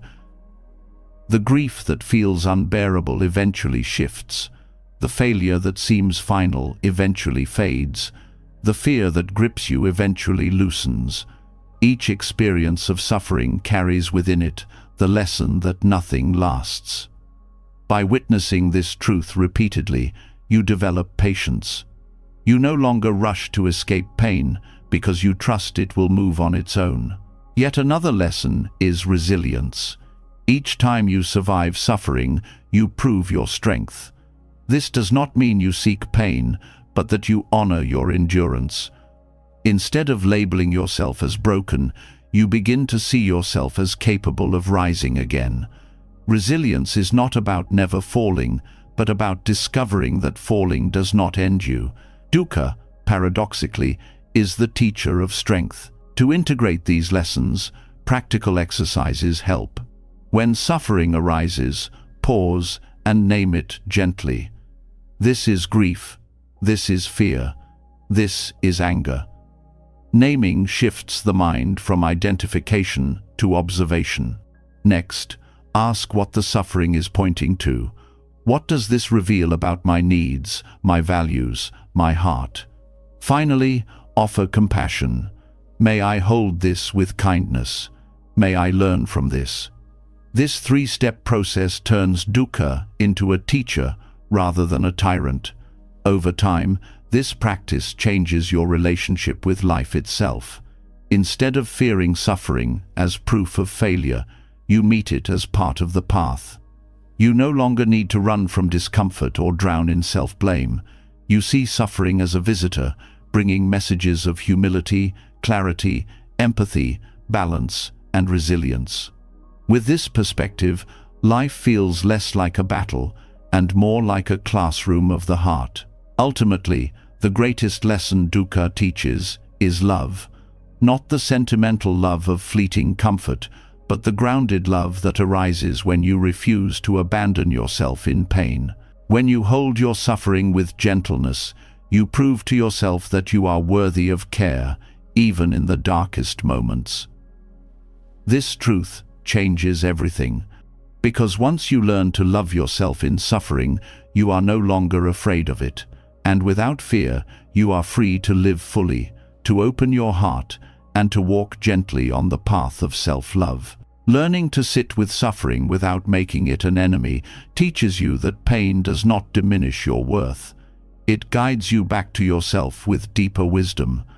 But once suffering has softened and its lessons are received, another practice must grow alongside it, one that often feels just as unfamiliar. The ability to rejoice in your own light. For many, it is easier to carry sorrow than to celebrate small victories, easier to mourn flaws than to honor growth.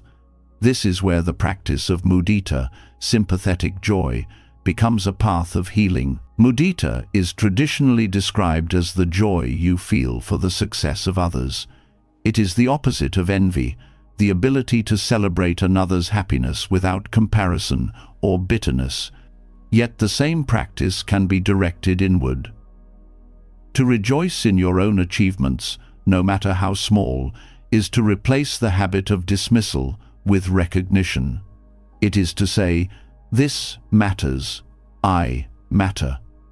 For someone used to harsh self-criticism, this practice feels radical because it contradicts the inner voice that says nothing you do is ever enough. The first barrier to mudita directed inward is the belief that joy must be earned by monumental success.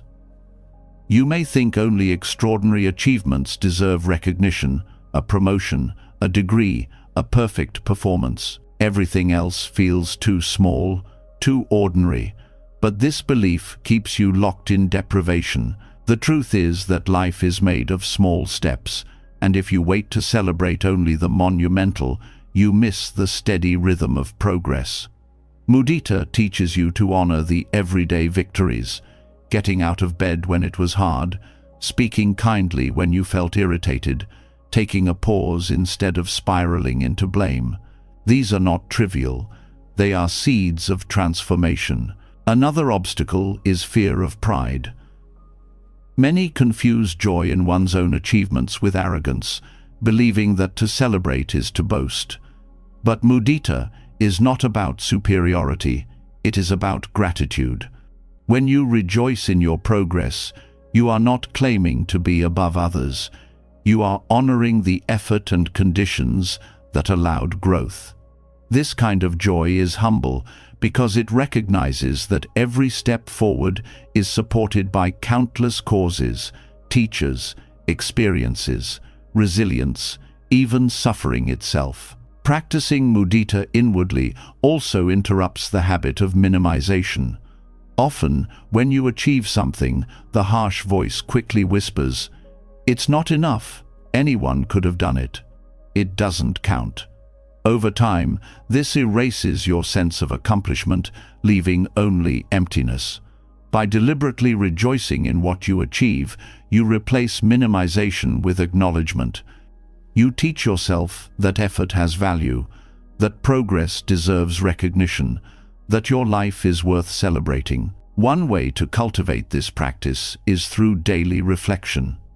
At the end of each day, write down one thing you did that deserves joy, no matter how small. It could be completing a task, showing patience, or simply taking care of yourself. Then pause and let yourself feel happiness for it, even if only for a moment. Over time, this builds the habit of noticing victories rather than overlooking them. Mindful breathing can also be paired with this practice. As you inhale, recall a moment of achievement, however small. As you exhale, let joy spread through the body. Feel it not just as thought, but as warmth in the chest, as ease in the muscles.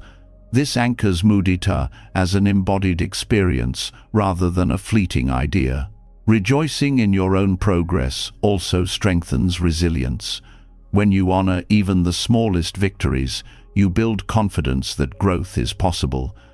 Instead of focusing only on how far you have left to go, you recognize how far you've already come. This shift prevents discouragement from taking root. It reminds you that every step matters, that transformation is happening in real time, that you are moving even when the path feels slow. On a deeper level, mudita teaches balance with suffering. Dukkha shows you how to hold pain without resistance. Mudita shows you how to hold joy without guilt. Many people are comfortable with suffering but uneasy with joy, as if happiness were undeserved or unsafe. By practicing mudita, you train the heart to accept joy as natural, to allow light in without suspicion. This balance creates wholeness. You become capable of meeting both pain and joy with equal gentleness. Scientific studies support this practice. Research shows that celebrating small wins releases dopamine, strengthening motivation and reinforcing positive habits. In contrast, ignoring progress leaves the brain starved of reward, making change harder to sustain. Mudita works not only as spiritual wisdom, but as psychological reinforcement. By rejoicing in victories, you strengthen the pathways of growth. Another profound gift of this practice is that it dissolves comparison. When you rejoice in your own progress, you no longer need to measure it against others. Your joy becomes self-sufficient, not dependent on external validation. You stop asking, "Is this as good as what they achieved?" and instead ask, "Does this bring me forward on my path?" This independence from comparison creates deep peace, because your worth is no longer tied to competition. Mudita inwardly also teaches gratitude for effort itself. Sometimes outcomes are uncertain.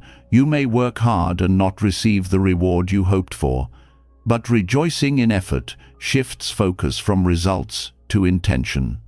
You celebrate the fact that you tried, that you showed up, that you cared. This prevents despair when outcomes fall short, because you honor the process regardless of external recognition. This practice also softens the harsh lens through which you view your past. Instead of only remembering mistakes and failures, you begin to notice moments of courage, persistence, and kindness. You see the times you stood up again after falling, the ways you kept going despite fear.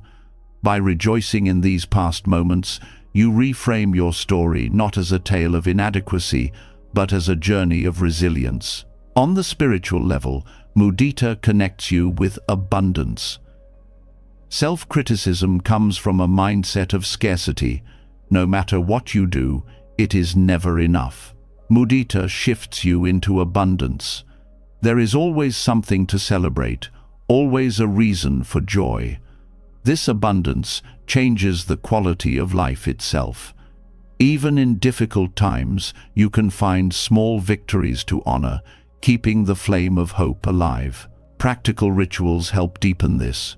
You might create a joy jar, writing down achievements daily and placing them inside. Over weeks, the jar fills with reminders of progress. On difficult days, reading these notes renews your sense of worth. Or you might share small victories with a trusted friend, not for validation, but as an act of joy made visible. These practices train the heart to celebrate naturally. Over time, mudita becomes not just a practice, but a way of seeing. You begin to notice joy arising spontaneously when you succeed, rather than dismissing it. You smile at your own progress without needing permission. You feel gratitude for your own growth as naturally as you might for the beauty of a flower or the kindness of a stranger. The ultimate gift of mudita for yourself is liberation from the endless cycle of inadequacy. Instead of living in constant deficit, you live in recognition of abundance. You no longer chase worth through impossible standards. You honor it through present joy. You no longer deny yourself happiness until perfection arrives. You allow it to bloom with every small step. This is the heart of mudita directed inward. To turn the same joy you would offer to a friend toward yourself. To celebrate your own victories without guilt. To replace dismissal with gratitude. It is the art of saying, "I am allowed to rejoice in myself." And when you live this way, life becomes not only bearable but radiant, because you no longer wait for permission to be happy. You give it to yourself every day, in every small triumph. Rejoicing in your own victories teaches you to recognize that joy is not something reserved for others, but a gift you are also worthy of.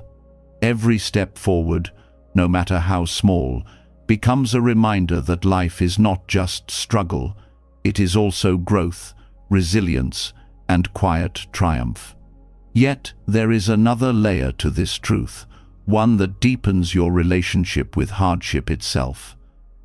Because while joy celebrates progress, the lotus teaches you to honor the very mud that made growth possible. Without struggle, there would be no bloom. Without difficulty, there would be no unfolding of beauty. The lotus is one of Buddhism's most powerful symbols, because it rises from the darkest, murkiest water and blossoms in pure radiance. It does not grow in polished gardens, but in mud, and it is precisely that mud which nourishes it. This symbol is not abstract poetry, it is an allegory for the human heart. The struggles, wounds, and disappointments you wish you could erase are often the very conditions that shape your wisdom, resilience, and capacity for compassion. To reject your hardships is to reject the soil that allowed your strengths to grow. Loving yourself fully means learning to love not only your victories, but also the struggles that gave them shape. Many people want to bloom without mud, to become radiant without acknowledging what they endured. But the lotus shows that beauty and hardship are inseparable. The petals carry the story of the mud, just as your kindness may carry the story of past pain. To embrace this is to stop treating your struggles as shameful scars and start honoring them as the ground of your becoming. This teaching is especially healing for self-criticism. Often, when people look at their past, they see only mistakes, failures, or traumas, and they condemn themselves for them. They wish they had been stronger, wiser, more disciplined. But the lotus reveals another perspective. Those very struggles are what created the depth of your heart. If you feel empathy today, it is often because you once knew loneliness. If you value patience now, it may be because you once felt the sting of frustration. Struggle shapes virtues. Instead of punishing yourself for the mud, you can thank it for the bloom. There is also a lesson in how the lotus grows. It does not bloom overnight. Slowly, inch by inch, it pushes upward through the murky water until it reaches the light. In the same way, your struggles are not transformed instantly into wisdom. The process takes time. Patience is part of the journey. Each difficult experience is not the end of the story, but part of the gradual rise. By honoring this process, you release the demand for immediate transformation and allow growth to unfold naturally. Another dimension of the lotus teaching is resilience. The flower does not resist the mud or curse the water. It uses what is there to rise. Similarly, your hardships do not need to be rejected for you to heal. They can be transformed into fuel. Pain becomes insight. Failure becomes resilience. Loneliness becomes compassion. When you see this, you stop resenting your struggles and begin to view them as teachers that strengthen the roots of your being. On a personal level, embracing the lotus within yourself means re-evaluating the stories you tell about your life. Instead of saying, "I am broken because of what I went through," you begin to say, "I am strong because I rose from it." Instead of hiding your scars, you see them as part of your bloom. This shift changes self-identity. You no longer define yourself by the mud alone, nor by the bloom alone, but by the sacred relationship between them. This teaching also applies to moments of ongoing struggle. When you are still in the mud, it may feel impossible to see beauty, but the lotus reminds you that the mud is not wasted. Even when you cannot yet see the bloom, growth is happening beneath the surface. Trusting this truth gives you courage. It tells you that hardship is not meaningless, that even now, unseen, your petals are forming. Science echoes this wisdom. Research on post-traumatic growth shows that people often develop greater resilience, deeper empathy, and stronger values after hardship. While suffering is painful, it can also lead to transformation. The lotus is a living metaphor for this truth. What seems like darkness can give rise to light. Your pain is not evidence of failure. It is evidence of your humanity, and it carries the potential to shape profound strength. This perspective also transforms how you view others. When you understand that everyone has their own mud, you stop comparing your life to polished surfaces. You recognize that behind every bloom is unseen struggle.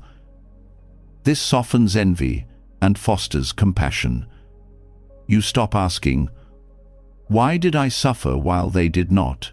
and start seeing that everyone's petals are nourished by their own hidden mud. Practical reflection deepens this lesson.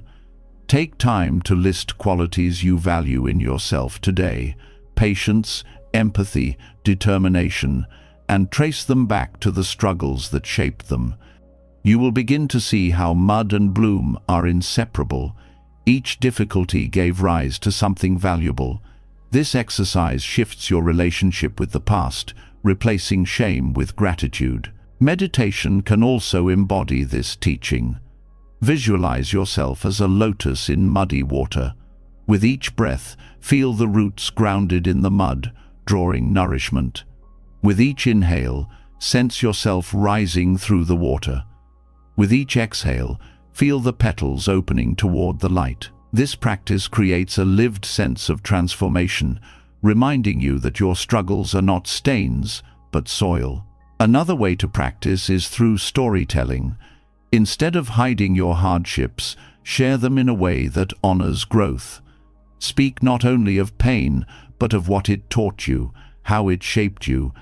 This does not glorify suffering, but acknowledges its role in your journey. By reframing your story, you integrate struggle into identity with dignity rather than shame. Ultimately, the lotus teaches love for the whole of yourself, not just the polished parts you want the world to see, but also the muddy roots and the murky waters you'd rather forget. To love yourself is to embrace every layer: the pain, the mistakes, the resilience, the bloom. When you hold all of it with tenderness, you discover a beauty far deeper than perfection. You discover the beauty of wholeness. This is the meaning of the lotus within your own heart, that the mud was never a curse but a gift, that the water was never an enemy but a cradle, and that every struggle you faced was part of the unfolding of your bloom. When you see this, you stop hiding from your past, stop punishing yourself for your scars, and begin to live with the quiet pride of a flower that rose from the depths to meet the light.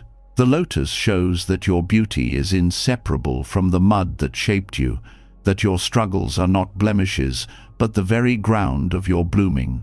Yet, even when we begin to honor hardship, another hidden trap often keeps us from embracing ourselves fully, the stories we tell about who we are. These stories, repeated silently over years, can be heavier than any circumstance. They whisper that you are broken, unworthy, hopeless, or destined to fail. And when clung to, they harden into cages. The Buddhist teaching of non-attachment invites you to see these self-stories for what they are: narratives, not truth. By loosening your grip on them, you open the door to compassion where once there was only judgment. Negative self-stories often form in childhood, shaped by words from parents, teachers, or peers. A single moment of criticism may echo into decades of belief. I am stupid, I am lazy, I am not enough. Over time, these words become internalized until they feel like identity itself. But when examined closely, you see that they are not fixed. They are memories woven into narrative, replayed so often they appear solid. Non-attachment means you stop treating these stories as absolute definitions and start recognizing them as conditioned thoughts. The danger of clinging to harsh self-stories is that they distort perception. If you believe I am unworthy, you filter every experience through that lens. A kind word becomes suspicion. A success becomes minimized. A failure becomes confirmation. The story sustains itself not because it is true, but because it shapes the way you interpret reality. Non-attachment interrupts this cycle. By stepping back, you see that the story is not the same as the present moment. It is a perspective, not a law. Another cost of these narratives is the way they prevent compassion. When you hold tightly to the story of being broken, you withhold kindness from yourself because you believe it is undeserved. Compassion feels like a lie when the story insists on unworthiness. Non-attachment breaks this bind. By loosening identification with the narrative, you create space to offer care, even while imperfection remains. You realize that flaws do not erase worth, and compassion is not earned by perfection, but given freely because suffering itself deserves relief. The practice of non-attachment does not mean denying the past. It does not mean pretending that painful events never happened. Rather, it means you stop letting those events crystallize into absolute identity. For example, failing at something does not mean I am a failure. Being left does not mean I am unlovable. Non-attachment allows you to acknowledge the pain of those events without fusing them into your essence. The event happened. The story that you are permanently defined by it does not have to. Mindfulness is a key tool here. When a negative self-story arises, I'll never change, you can observe it like a passing cloud. Label it as a thought, not as truth. This simple recognition creates distance. Instead of drowning in the narrative, you witness it.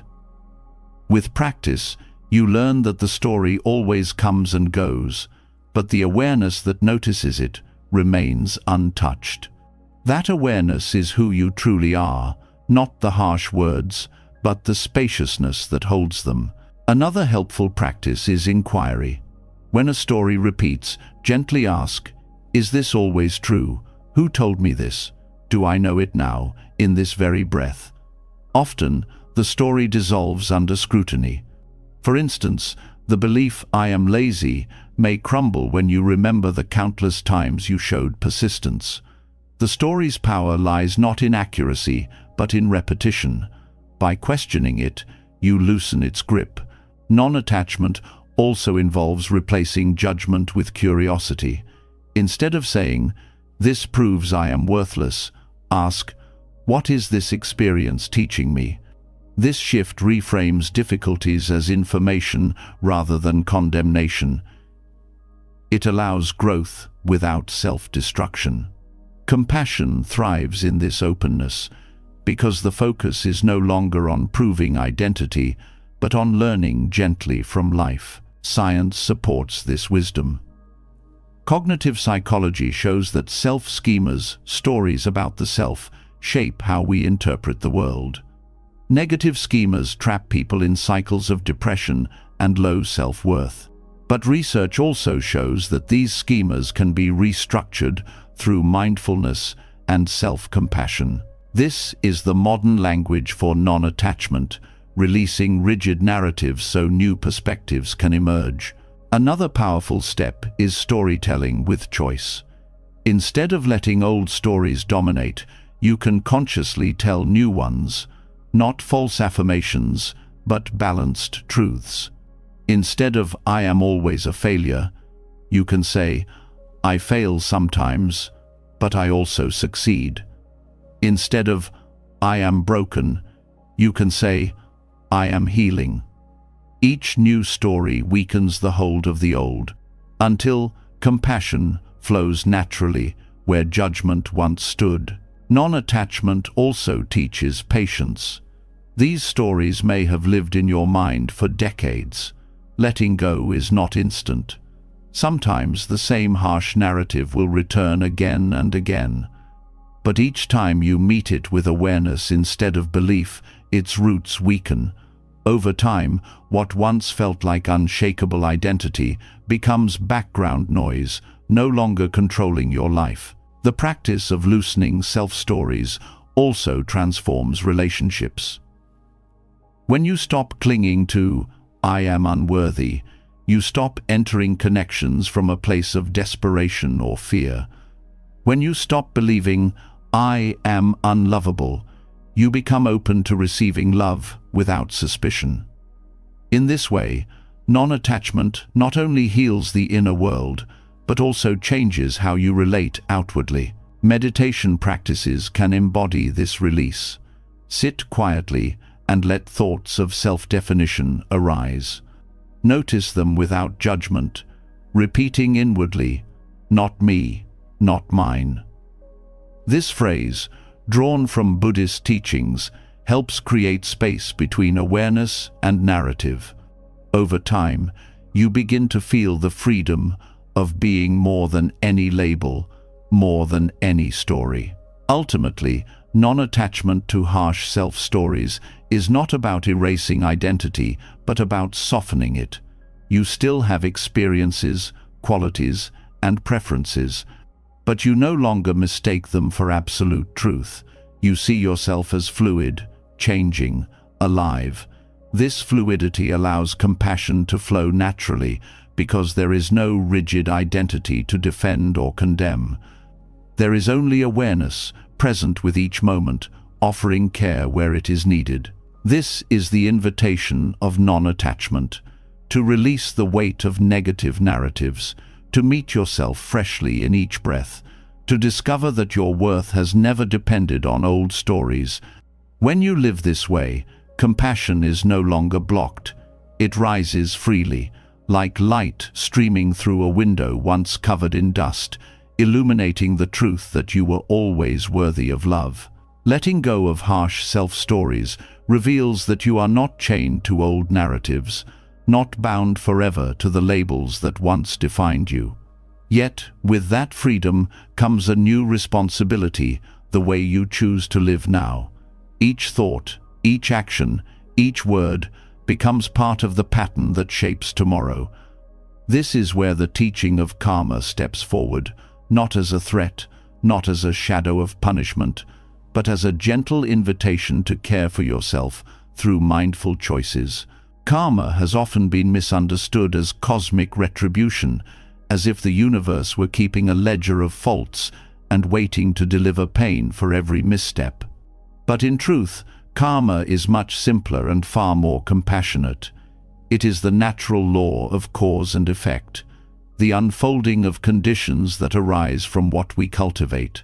Just as planting seeds leads to certain flowers or fruits, so too do our actions and thoughts plant the seeds of future experience.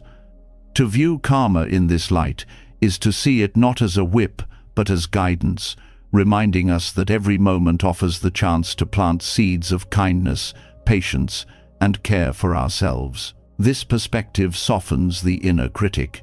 Instead of using karma as another reason to punish yourself, "I must deserve this suffering because of what I did," you begin to see it as a compass. The suffering you feel is not evidence of punishment. It is a signal of imbalance, an invitation to realign with compassion. If harshness leads to more pain, then gentleness is the wiser path. Karma is not saying, "You are condemned." It is saying, "Choose differently, and your path will shift." This truth gives you back agency. When you believe suffering is punishment, you feel powerless. But when you see karma as gentle accountability, you realize that change is possible. Your choices matter not in some distant lifetime only, but here and now. The way you speak to yourself today shapes the tone of your inner world tomorrow. The way you treat your body today shapes its strength and peace tomorrow. This recognition transforms small daily actions into sacred steps of self-care. It also reframes mistakes. Instead of branding them as permanent failures, karma shows them as lessons. If a harsh action creates pain, it is not proof of brokenness, but an invitation to learn. Every misstep is feedback, not a final judgment. This perspective allows you to take responsibility without drowning in guilt. You acknowledge the impact of your actions, then choose differently with compassion. Accountability becomes growth, not punishment. Mindfulness plays a central role here. To practice mindful awareness is to pause before planting seeds. Instead of reacting from habit, anger, self-criticism, avoidance, you notice the choice in front of you. If I follow this thought, will it deepen suffering or ease it? If I speak this word to myself, will it plant kindness or cruelty? In this way, karma becomes an active practice of caring for yourself with every decision. This teaching also extends to self-talk. Each phrase you direct inward is a seed. Harsh words plant bitterness that lingers, while gentle words plant ease that expands. The difference may feel small in the moment, but karma reminds you that repetition shapes the garden of your mind. Choosing compassion consistently creates a field where harshness has less room to grow. The body, too, reflects this law. When you listen to its needs with care, resting when tired, nourishing with good food, moving with respect, you plant seeds of health and vitality. When you ignore or punish it, you plant seeds of exhaustion and disconnection. Karma here is not abstract philosophy but direct experience. How you treat yourself today creates the conditions you will live in tomorrow. Scientific studies affirm this wisdom. Habits formed through repeated choices shape neural pathways in the brain. Acts of self-criticism reinforce stress responses, while acts of compassion rewire the brain toward resilience and calm. Karma, in modern terms, is neuroplasticity. The brain changes according to the seeds you plant. This truth empowers you to cultivate inner kindness as a daily discipline, knowing each small choice contributes to long-term transformation. Another gift of this perspective is patience. Karma shows that results take time. Just as seeds need seasons to bloom, the fruits of compassionate choices may not appear instantly. This prevents discouragement. Instead of giving up when change feels slow, you trust the process. Each kind word, each mindful breath, each gentle act is part of the unseen work of growth. The bloom will come in its time, and knowing this allows you to continue without urgency or despair. Karma also encourages humility. If you are suffering, it does not mean you are cursed or beyond repair. It means certain seeds were planted, perhaps by past actions, perhaps by conditions beyond your control, and they are now bearing fruit. By meeting this with humility, you stop blaming yourself as if suffering proves failure. Instead, you accept responsibility for what you can choose now, without drowning in shame for what is already done. This practice deepens self-respect. When you live with the awareness that each choice shapes your path, you begin to honor even the smallest decisions. You no longer dismiss acts of care as unimportant. Drinking water, resting, pausing for breath, these become acts of accountability to your own well-being. Each one is a quiet promise to yourself, I will not abandon me. Over time, this builds a foundation of trust within, because you prove through action that you are committed to your own care. Another dimension of karma as gentle accountability is its role in relationships. How you treat yourself affects how you treat others. If you plant seeds of cruelty inward, they often spill outward as impatience or defensiveness. If you cultivate kindness inward, it naturally radiates outward as gentleness. Karma reminds you that caring for yourself is not selfish. It is the ground from which compassion for others grows. Meditation offers a way to embody this. Sit quietly and reflect on the seeds you plant daily.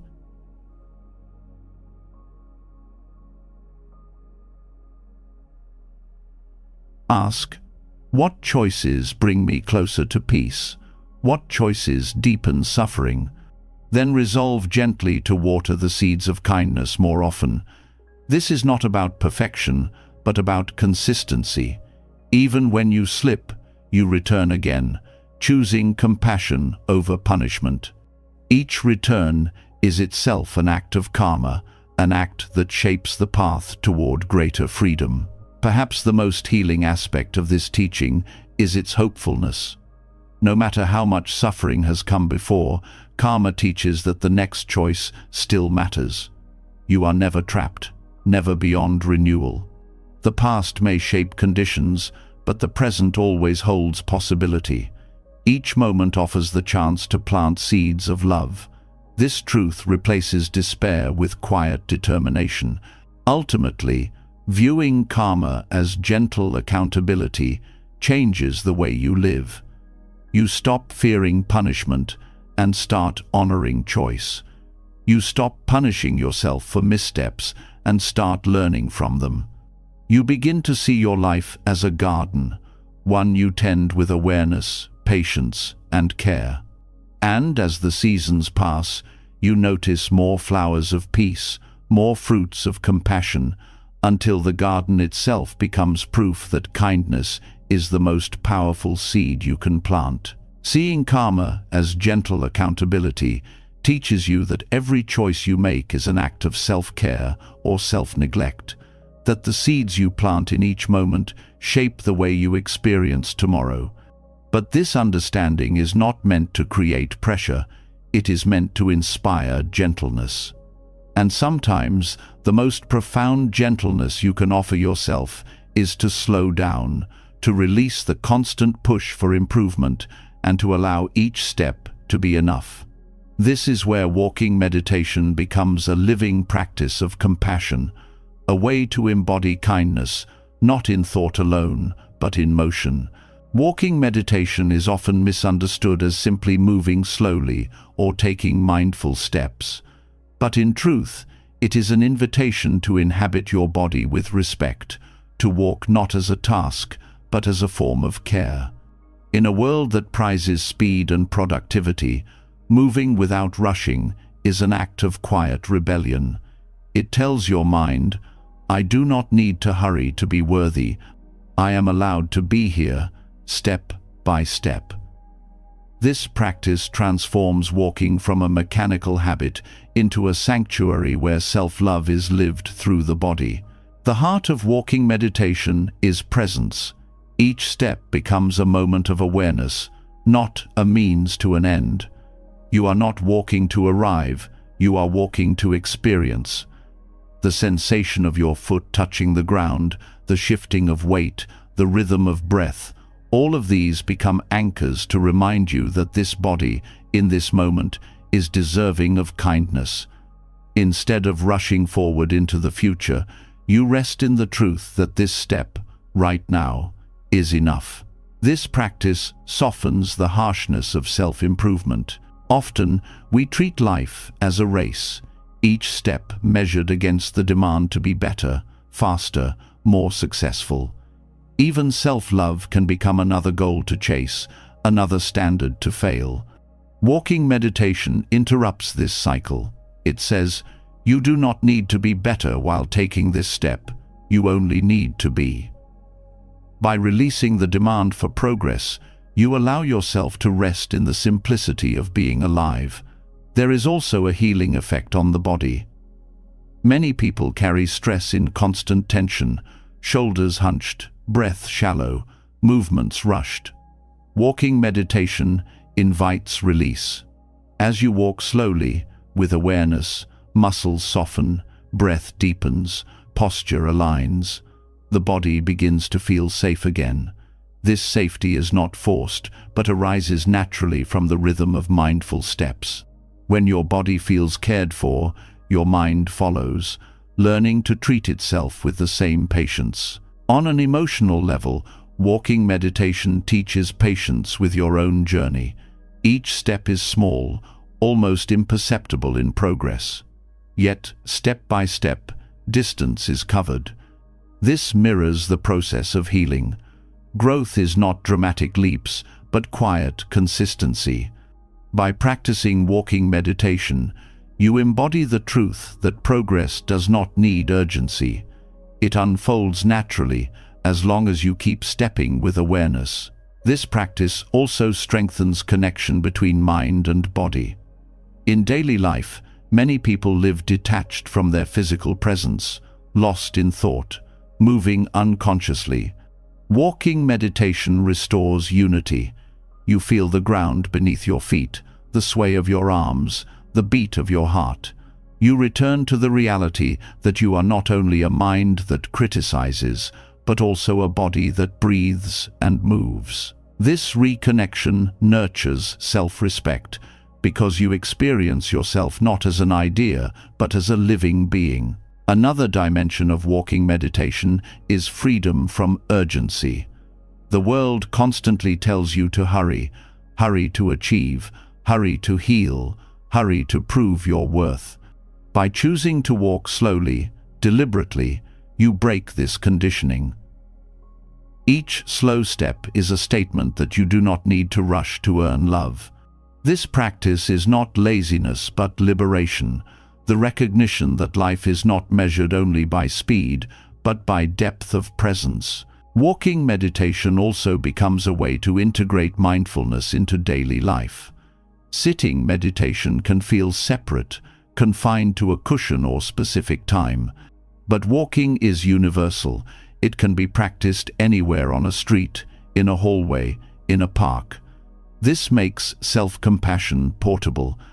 Wherever you walk, you can choose to slow down, to breathe with your steps, to remind yourself of gentleness. In this way, compassion becomes not just an idea, but a daily rhythm. Scientific studies support the benefits of mindful walking. Research shows it lowers stress, improves mood, and increases overall well-being. But beyond measurable outcomes, the true gift lies in the lived experience. The moment when you realize you are walking not to escape yourself, but to be with yourself, step by step, without judgment. Walking meditation can also be paired with intention. Before beginning, you might silently dedicate your steps. May each step remind me of my worth. May each step bring me closer to peace. These intentions infuse the practice with purpose, turning every movement into a quiet act of self-care. Even when the mind wanders, the rhythm of intention pulls it gently back, reinforcing the message of compassion. This practice is also a way to transform self-talk. When harsh thoughts arise, "I am not enough, I must do more," you can align them with your steps, releasing them with each exhale. Each step becomes a letting go of the burden of criticism, a reminder that you are moving forward without needing to carry unnecessary weight. Over time, the body learns this rhythm of release, and harsh thoughts lose their power. Walking meditation is especially healing when practiced outdoors. The natural world mirrors its teachings. Trees grow slowly, rivers flow at their own pace, the earth moves without rush. By walking in nature with awareness, you align yourself with this rhythm, reminding your mind that you, too, are allowed to grow slowly, to move gently, to belong without striving. Ultimately, walking meditation becomes more than a practice. It becomes a way of relating to yourself. Each step is a message. I care for you. I will not rush you. I will walk with you. This message counters years of self-neglect, teaching the heart that it deserves patience. Step by step, compassion is no longer abstract. It is felt in the soles of your feet, in the rhythm of your breath, in the quiet presence of being. This is self-compassion in motion, not spoken only in words or thought, but lived through every step you take. When you allow yourself to move slowly, to walk with care, you prove to yourself that love is not something distant. It is present in the rhythm of your life, carried forward with each gentle step. Each step taken in walking meditation affirms that you are allowed to move gently, without rushing toward an imagined finish line. The body learns patience, and the heart remembers presence. Yet, even as the body slows, another current often flows beneath the surface, the voice inside your mind. For many, this voice is not gentle. It criticizes, compares, and repeats words you would never say to someone you love. If walking meditation teaches compassion in motion, then the next step is learning compassion in language. This is where the Buddhist principle of right speech, turned inward, becomes essential. Right speech traditionally refers to how we communicate with others, speaking truthfully, kindly, and with purpose. But the most constant dialogue you will ever have is the one with yourself. Every day, From the moment you wake until sleep, you are speaking inwardly, commenting on your choices, interpreting your experiences, narrating your worth. If these inner words are harsh, they carve deep grooves of suffering. If they are kind, they create space for peace. To practice right speech inwardly is to recognize the power of this inner dialogue and to choose words that heal rather than harm. The first step is awareness. Most people are not conscious of how cruel their self-talk can be. A simple mistake may trigger automatic thoughts like, "I'm so stupid," or "I can never get anything right." These words may feel casual, but repeated daily they become powerful reinforcements of negative identity. Awareness means catching these phrases, hearing them clearly, instead of letting them slip by unnoticed. When you become aware, you can begin to choose differently. The second step is discernment. Right speech outwardly is guided by questions. Is it true? Is it kind? Is it useful? These same questions can be turned inward. When the thought arises, "I am worthless," you can ask, "Is this true?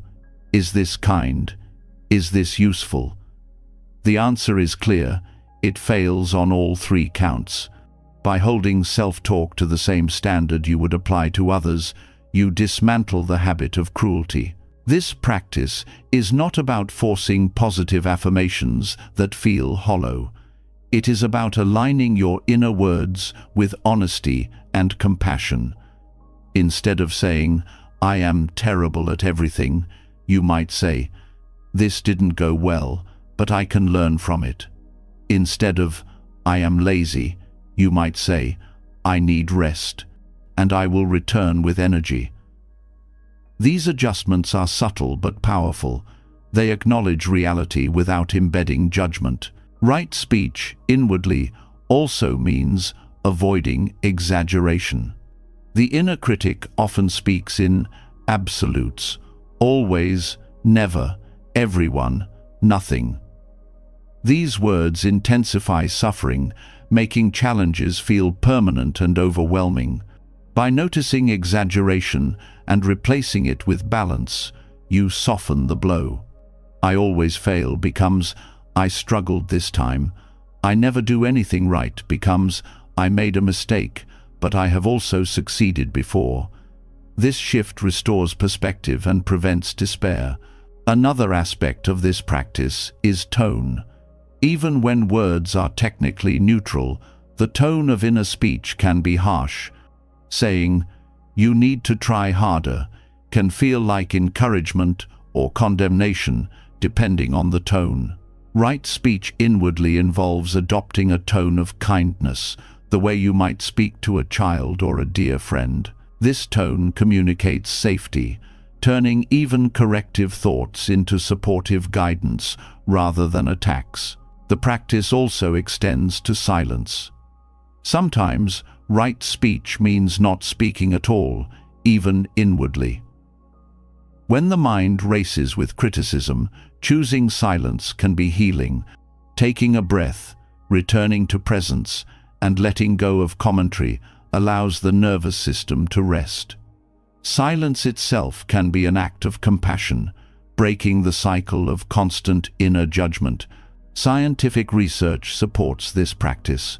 Studies on self-talk show that harsh inner language increases stress, lowers motivation, and reinforces negative self-image.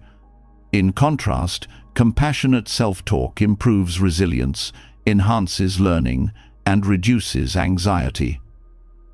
The brain responds to inner words as if they were spoken aloud. This means the way you speak inwardly is not trivial. It shapes your mental and emotional reality.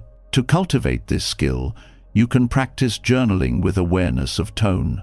Write down common self-criticisms, then rewrite them as if you were speaking to someone you love. Over time, this exercise trains the mind to adopt kinder language naturally. Another practice is pausing during moments of stress and repeating a chosen phrase of compassion. "May I be patient? May I be gentle.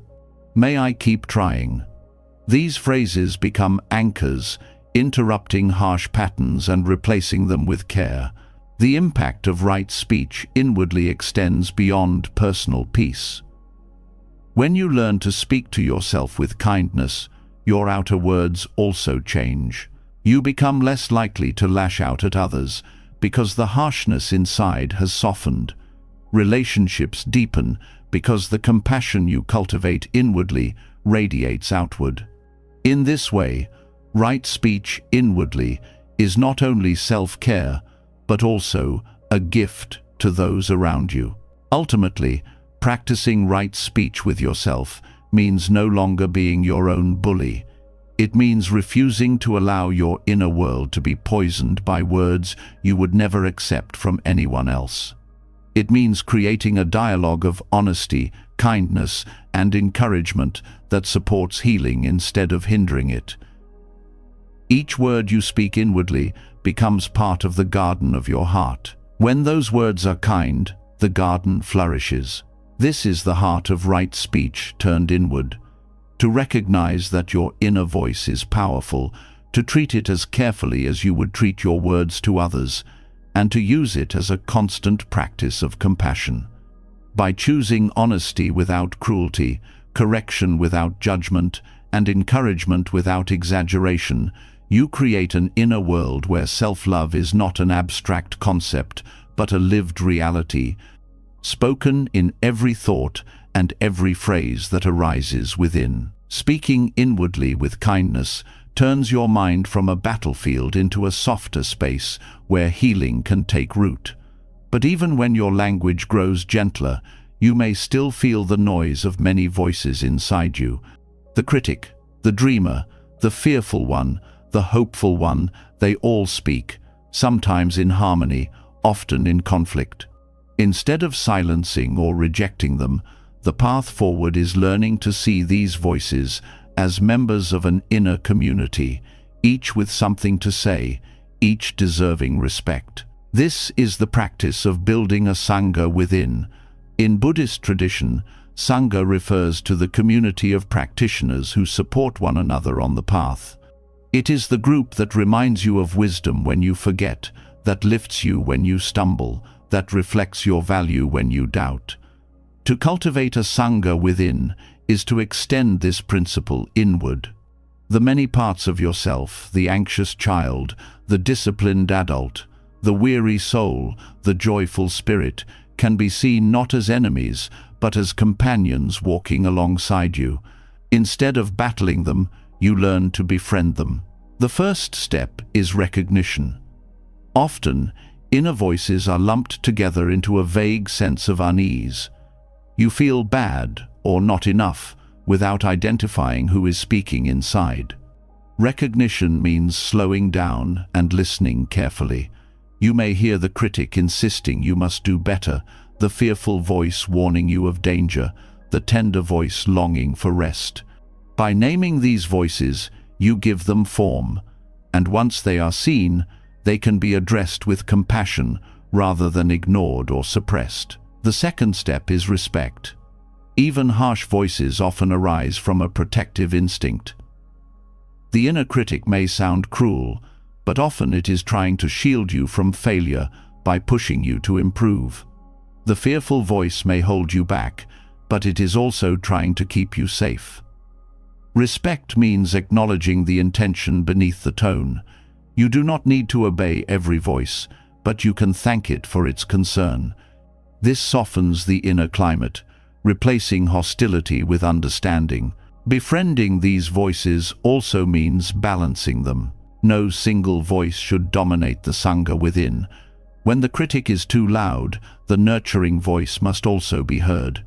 When fear takes over, the voice of courage must be invited forward. This balancing act is not about silencing, but about ensuring all members of your inner community are included. Like any healthy sangha, the goal is harmony, not uniformity. This practice also involves leadership. You are not at the mercy of your voices. You are the one who holds them together.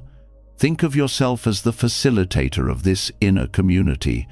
You listen to each member, acknowledge their concerns, and then guide the group toward wise action. This role requires patience and compassion, not force. Leadership in this sense means treating yourself as both listener and guide, creating unity out of diversity. Scientific psychology echoes this truth. Internal family systems therapy, for example, views the mind as composed of many parts, each with its own role. Healing comes not from erasing parts, but from integrating them with compassion. Buddhism and modern psychology converge here. Peace is found not by denying inner voices, but by befriending them. To cultivate this inner sangha, meditation can be a powerful tool. Sit quietly and invite one voice to speak. Listen without judgment, then invite another and another. With each, offer compassion. Over time, this practice builds familiarity and respect. Instead of being overwhelmed by inner conflict, you learn to host it with calmness, creating space where all voices are heard, but none dominate. Another practical method is journaling dialogues. Write down a concern from the perspective of one inner voice, then respond from another. For example, the critic may say, "You are failing."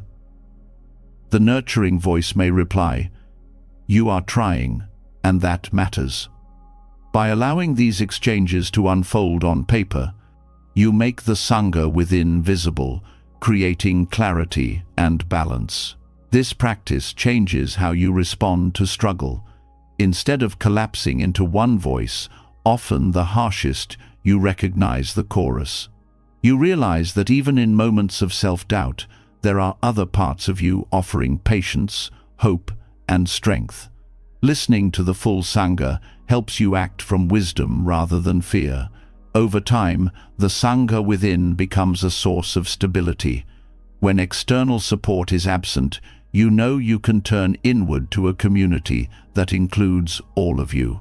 No part is exiled, no voice is silenced. You carry your own companionship, complete and whole. This inner unity strengthens outer relationships too, because when you learn to meet your own voices with compassion, you extend the same respect to others. Ultimately, befriending your inner voices is about ending the civil war inside. It is about recognizing that every part of you, even the ones that sound harsh or fearful, belongs. When you create an inner sangha, you no longer live divided against yourself. You live as a community in harmony, guided by compassion, supported from within. This is the practice of wholeness, the realization that you are not fragments to be fought over, but a gathering of voices deserving to be heard, respected, and loved. When the sangha within is welcomed with compassion, the voices inside you no longer feel like enemies but companions with something to teach. Yet, even as harmony grows, one habit often lingers stubbornly, the tendency to carry old conclusions about who you are. Stories of failure, of weakness, of not being enough, repeat themselves so often that they begin to feel like unshakable truth. These assumptions weigh heavily, leaving little room for freedom. Zen offers an antidote to this burden through the practice of beginner's mind, a way of meeting yourself without the weight of yesterday's judgments. Beginner's mind is the attitude of openness and curiosity you bring to something when you encounter it for the very first time. Think of a child exploring the world, eyes wide, unclouded by past definitions. In Zen, this state of mind is considered the heart of practice, because it removes the barriers of assumption and expectation. Applied inwardly, beginner's mind allows you to meet yourself not as the person defined by all your past mistakes, but as someone new in this moment, someone unbound, someone with possibilities still untouched. Self-blame thrives on the opposite attitude. It says, "I know who I am the one who always fails, I am the one who cannot change, I am the one who ruins everything." These statements feel certain, but they are prisons built from repetition. Beginner's mind loosens their grip by asking, what if I do not know who I am in this moment? What if I meet myself freshly without dragging all the past into today? This shift is not denial, but freedom. It acknowledges that the self is not a fixed object, but a living process, and that every moment is a chance to begin again. The first step in practicing beginner's mind toward yourself is noticing the weight of certainty. When the thought arises, I always do this wrong, pause and see the certainty in it. Then ask, is it true now, in this moment, or is it only a memory of before? This question opens space. Even if you failed yesterday, beginner's mind asks what is possible today. It reminds you that the present is not obligated to repeat the past. Another step is curiosity. Instead of condemning yourself for a mistake, you approach it as a student. You ask, what happened here? What can I learn? Curiosity removes the sting of blame. It transforms mistakes from verdicts into lessons. This attitude mirrors the way a scientist observes or a child explores without harsh judgment, only with interest. By practicing curiosity toward yourself, you replace the burden of blame with the energy of discovery. Beginner's mind also changes how you approach growth. Instead of demanding that you know everything or succeed instantly, you allow yourself to be a learner. A beginner is expected to stumble, to try again, to progress gradually. When you apply this mindset inwardly, you release the unrealistic expectation of perfection. You treat yourself as someone learning the art of being alive, not as someone who must already have mastered it. This shift dissolves shame and invites patience. On a deeper level, beginner's mind means loosening identification with old labels. The words failure, weak, broken are not truths, but conclusions formed by past experiences. Beginner's mind asks you to drop them, even for a moment, and see who you are without them. Perhaps you are more resilient than you realized. Perhaps you carry strengths overlooked while focusing on flaws. This openness reveals dimensions of yourself that blame had hidden. Scientific studies echo this wisdom. Research in psychology shows that adopting a growth mindset, seeing yourself as capable of learning rather than fixed in traits, leads to greater resilience and success. Beginner's mind is the spiritual parallel to this, reminding you that identity is fluid, not fixed, and that each moment is an opportunity to start anew. Meditation can embody this practice. Sit quietly and breathe, allowing thoughts of identity to arise. I am this, I am that. With each thought, gently say, maybe, maybe not. Then return to the breath, meeting it as if for the first time. This practice trains the mind to release certainty and cultivate openness. Over time, the grip of self-blame weakens because it cannot survive without certainty. Another exercise is to approach daily tasks with fresh eyes. When brushing your teeth, eating, or walking, notice the details as if you had never done them before. The texture, the rhythm, the sensations. This habit of freshness extends inward. If even brushing your teeth can be new, perhaps you too can be new in each moment. This realization softens old narratives and makes room for compassion. Beginner's mind also transforms how you view your future. Self-blame often projects past failures forward, insisting you will repeat them endlessly. Beginner's mind interrupts this pattern by saying, I do not know what is possible yet. This openness restores hope. Instead of assuming the worst, you remain curious about what might unfold. Hope grows not from certainty, but from openness to possibility. In relationships, this practice brings renewal. When you drop assumptions about yourself, you also drop assumptions about how others see you. Instead of assuming judgment, you remain open to kindness. Instead of assuming rejection, you remain open to connection.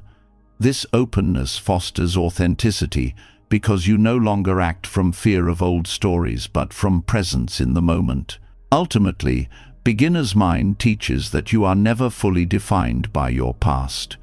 Each day, each breath, offers a new beginning. Self-blame loses its power because its certainty crumbles.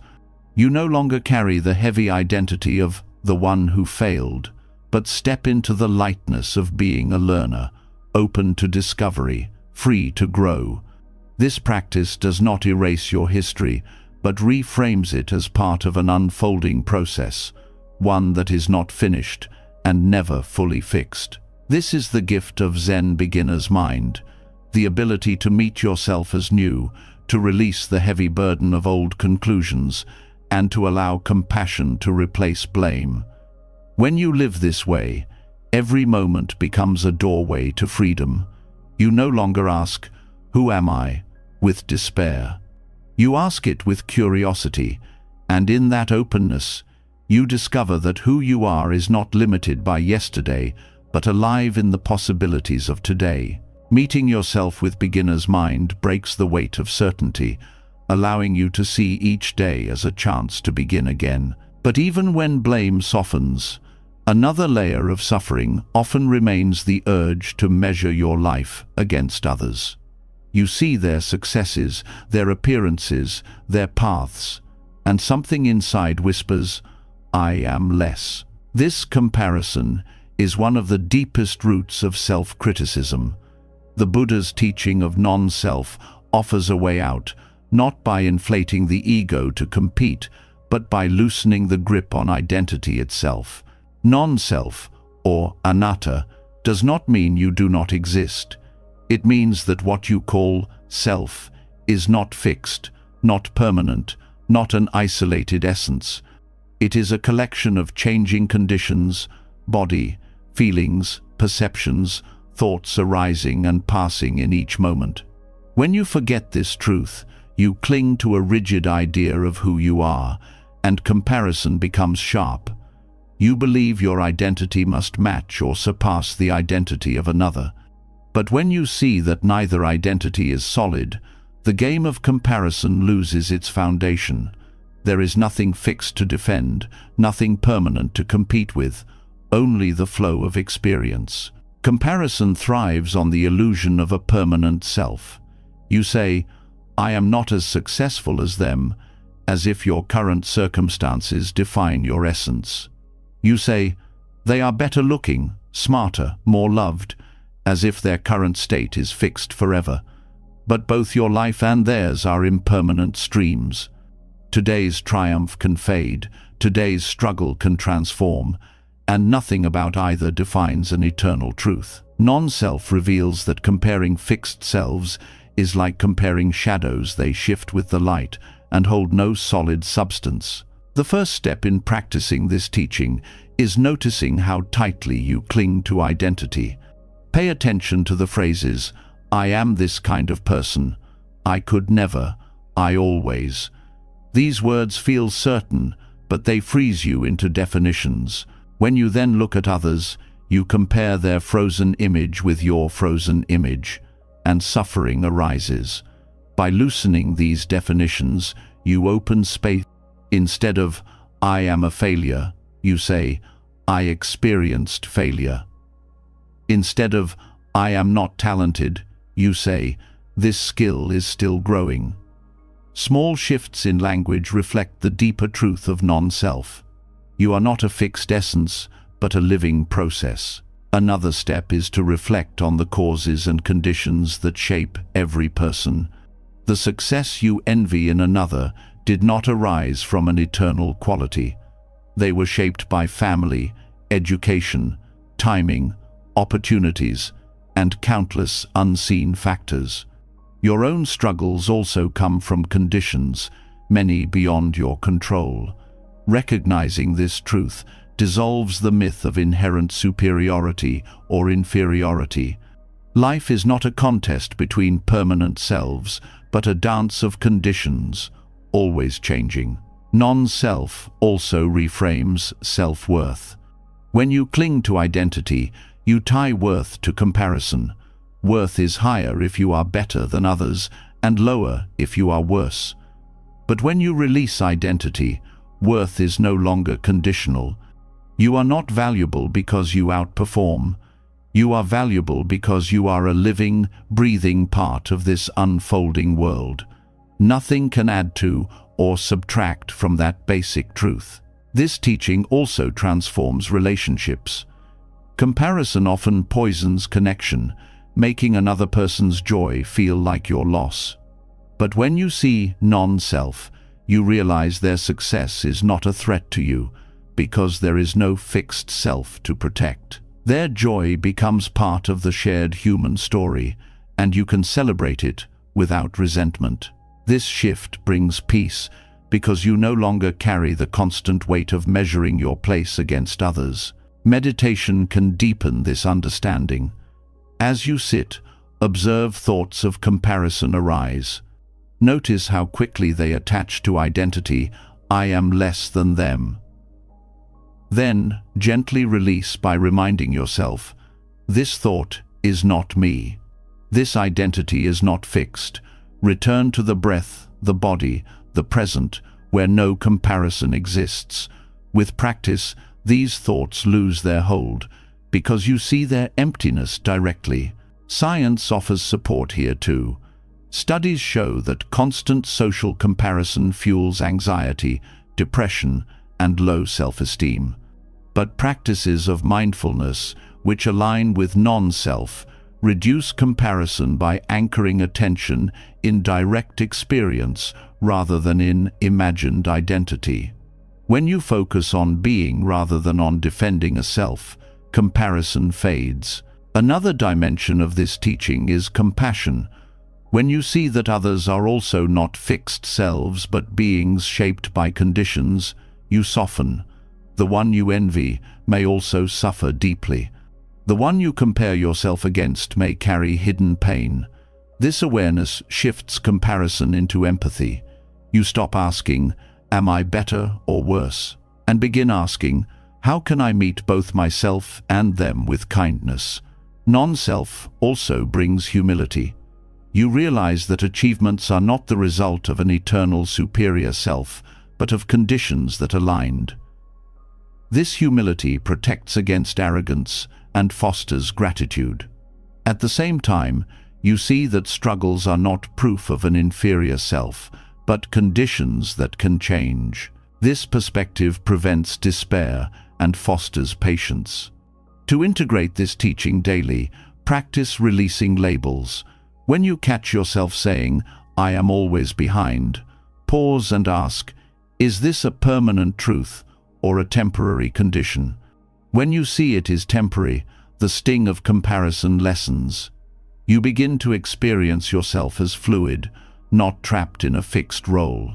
Ultimately, non-self frees you from the exhausting game of comparison. Without a fixed identity to defend, you are no longer bound to measure your life against others.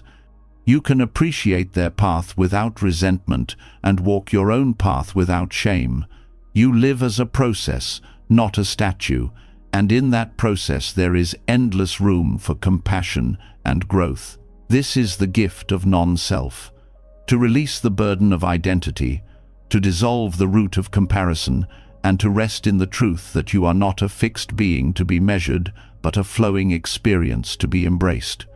In that freedom, joy arises naturally, because there is nothing left to prove. Letting go of the fixed self frees you from the endless comparisons that fuel so much quiet suffering. You no longer see yourself as less or more than others, but as part of the same flow of conditions, changing moment by moment. Yet, even with this freedom, there are still forces inside that rise like shadows, fears, cravings, anger, shame, that feel larger than reason and harder than philosophy. They appear not as abstract ideas, but as inner demons, voices that frighten, paralyze, or exhaust you. Tibetan Buddhism offers a radical way to meet them through the practice of Cho. not by fighting or suppressing them, but by turning toward them with compassion and generosity. Che, which means cutting through, is a practice that invites you to confront what terrifies you and to meet it with offering instead of resistance. Traditionally, practitioners would visualize their body as an offering to the very demons they feared, transforming terror into compassion.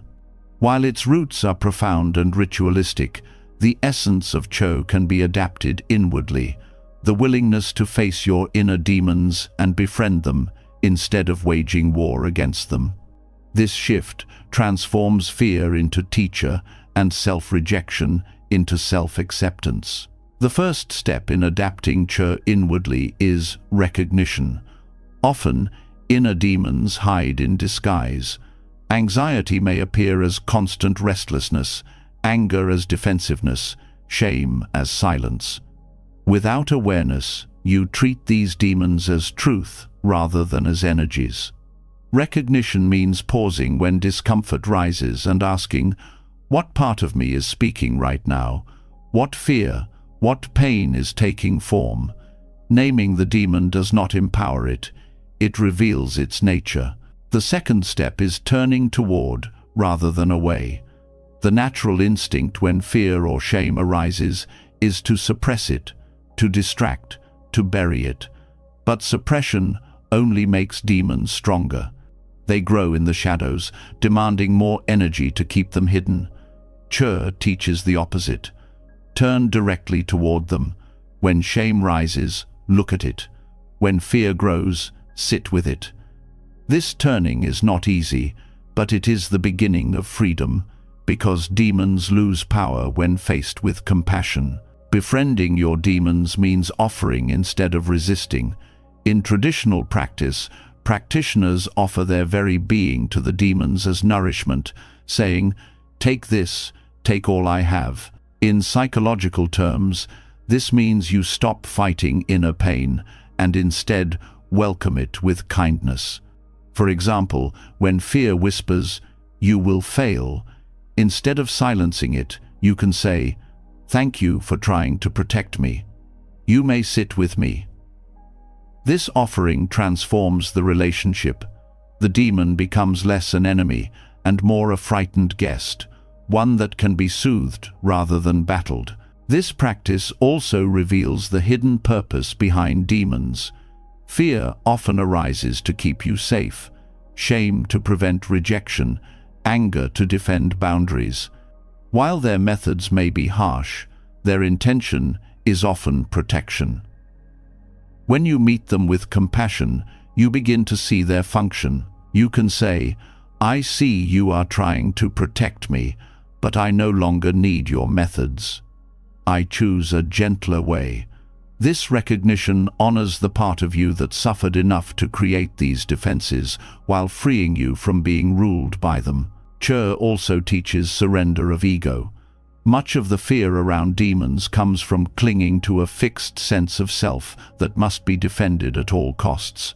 When you release this clinging, demons lose their target. If there is no rigid self to protect, fear loses its urgency. Offering yourself to your demons symbolically represents this surrender. You no longer fight to preserve an image of perfection, but allow yourself to be human, flaws and all. Modern psychology reflects these truths. Exposure therapy shows that facing fears reduces their hold, while self-compassion practices soften the impact of shame and anger. Neuroscience demonstrates that avoidance strengthens fear circuits, while mindful acceptance rewires them toward calm. Che embodies these principles on a spiritual level, reminding us that what we resist persists, but what we embrace with compassion transforms. Practical exercises can bring this teaching into daily life. When a strong emotion arises, instead of reacting or repressing, close your eyes and visualize it as a figure, a demon of fear, shame, or anger. Picture its form without judgment. Then, instead of pushing it away, offer it kindness. Say inwardly, "I see you. I know you arose to protect me. May you be at peace." This visualization creates space between you and the emotion, transforming it from threat to teacher. Another practice is journaling dialogues with your demons. Write from the perspective of fear, "I am here to keep you from being hurt." Then respond from compassion, "I thank you for trying to help, but I choose courage." This conversation turns the battle into a relationship, one where compassion has the final word. Over time, befriending your demons changes the way you experience inner life. Instead of being ambushed by fear or overwhelmed by shame, you greet them with recognition. They may still appear, but their arrival no longer means collapse. They become part of your sangha within, voices with history, but not enemies. And in their softening, you find freedom. The deepest lesson of Cho is that the very things you fear most often hold the greatest potential for growth. Demons point to wounds that still need care. By facing them, you not only disarm their power but also uncover the places in yourself that most need love. The mud that once seemed unbearable becomes nourishment for the lotus of your heart. This is the essence of Cho, adapted inwardly. To stop running from your demons, to stop silencing them, and instead to meet them with generosity. In that offering, the war within ends. Fear loses its sharpness, shame loses its grip, and anger loses its fire. You no longer live as a battlefield but as a sanctuary, where even your darkest parts are welcomed with compassion. This is not weakness but courage, the courage to see every part of yourself as worthy of care, even the demons. When you stop fighting your demons and begin to offer them compassion, the inner battlefield turns into a place of dialogue and care. Fear softens, shame loosens, and anger loses its sharp edge. But the path of gentleness does not rely only on moments of deep practice. It is also woven into the smallest signals of daily life. The world around you constantly speaks in subtle ways, sounds, pauses, and rhythms that can either pass unnoticed or become gateways to awareness.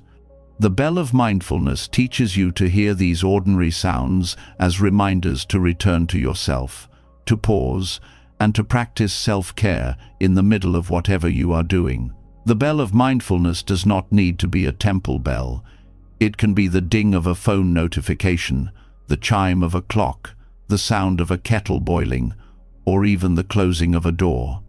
Each sound can be treated as a call, a gentle hand placed on your shoulder, saying, "Come back to yourself.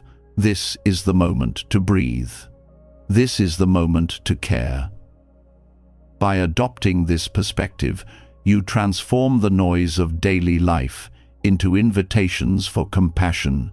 The practice begins with intention. Instead of reacting automatically to sounds, you set the intention to treat them as cues for presence. For example, when your phone buzzes, instead of rushing to check it with tension, you pause, take a breath, and smile inwardly. You remind yourself, "I am here. I am alive. I deserve care." Only then do you continue. This tiny shift changes the energy of the moment. The sound no longer drags you into restlessness. It brings you back to gentleness. Each pause creates space in your nervous system. Modern life is often filled with constant stimulation, leaving little room to breathe. By turning sounds into bells of mindfulness, you interrupt the cycle of reactivity. A single breath, taken with awareness, lowers stress, calms the mind, and signals safety to the body. Over time, these pauses accumulate, creating a baseline of calmness and compassion woven into the fabric of your day. This practice also reshapes your relationship with time. The chime of a clock can feel like pressure, a reminder that hours are slipping away. But when you hear it as a bell of mindfulness, it becomes a reminder not of urgency, but of presence.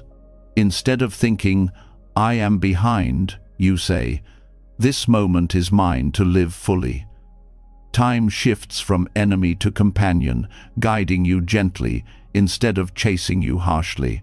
Another dimension of this practice is its ability to transform annoyance into care. Sounds like traffic noise, alarms, or interruptions can feel irritating, but when reframed as bells of mindfulness, they become opportunities to breathe and return. Even unpleasant sounds can be turned into reminders of compassion. This does not mean you deny frustration, but you use it as a bridge back to presence. In this way, the external world becomes a teacher rather than a distraction. The bell of mindfulness also strengthens the habit of self-love. Each time you pause and breathe in response to a sound, you are telling yourself, "I matter enough to stop." This simple act builds trust within. Over time, your inner self begins to believe the message that you are cared for, that you will not be abandoned in busyness, that your well-being is important. This trust becomes a foundation for deeper healing. Scientific studies affirm the power of micro-pauses. Research shows that even short breaks of mindful breathing reduce cortisol, improve focus, and enhance emotional regulation. The bell of mindfulness harnesses this science by embedding these pauses into daily life. You do not need extra hours to practice. The world itself provides cues if you are willing to hear them. To cultivate this habit, you can choose a specific sound as your bell. It might be your phone's notification, set to a soft chime. Each time it rings, instead of reacting instantly, you take one conscious breath. Or you might use the sound of birds outside, the hum of an appliance, or even your own footsteps. By choosing intentionally, you create a network of reminders scattered throughout the day, each one pulling you back to compassion. You can also practice this communally. When eating with others, the sound of utensils clinking can become a shared bell, prompting everyone to pause and breathe before continuing. In a workplace, the start of a meeting can be treated as a bell, one breath taken together before speaking. These shared practices create a culture of gentleness, showing that mindfulness is not only private, but also collective. On a deeper level, the bell of mindfulness symbolizes awakening.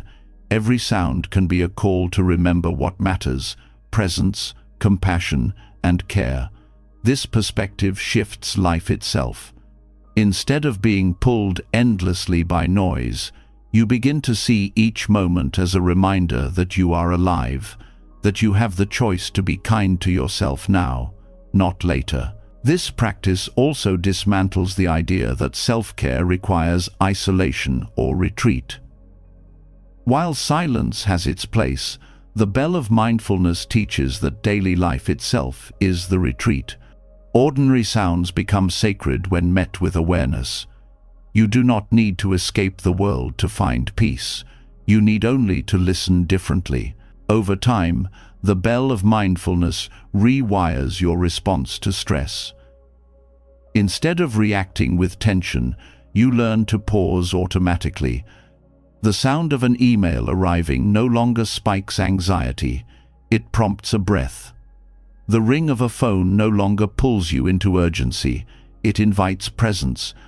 This transformation is subtle but profound, turning daily stresses into pathways of compassion. Ultimately, the bell of mindfulness teaches that the world itself is always calling you back to care. Every sound, from the softest chime to the loudest alarm, can be reframed as a reminder to return home to yourself.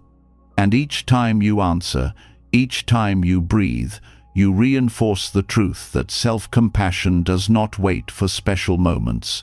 It lives in the very fabric of your day, carried on the sound of ordinary life.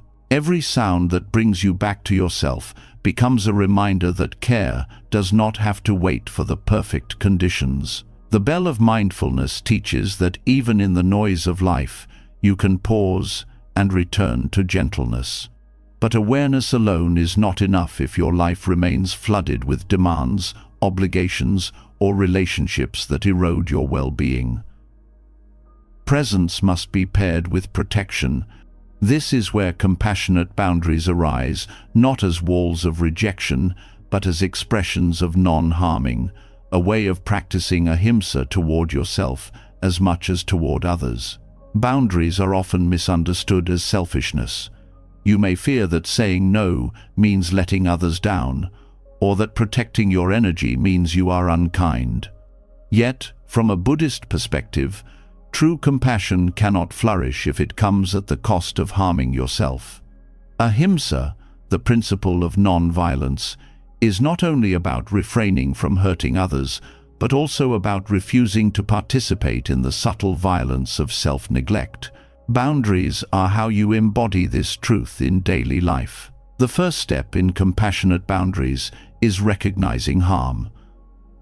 Harm is not only loud or dramatic, it can be quiet and cumulative.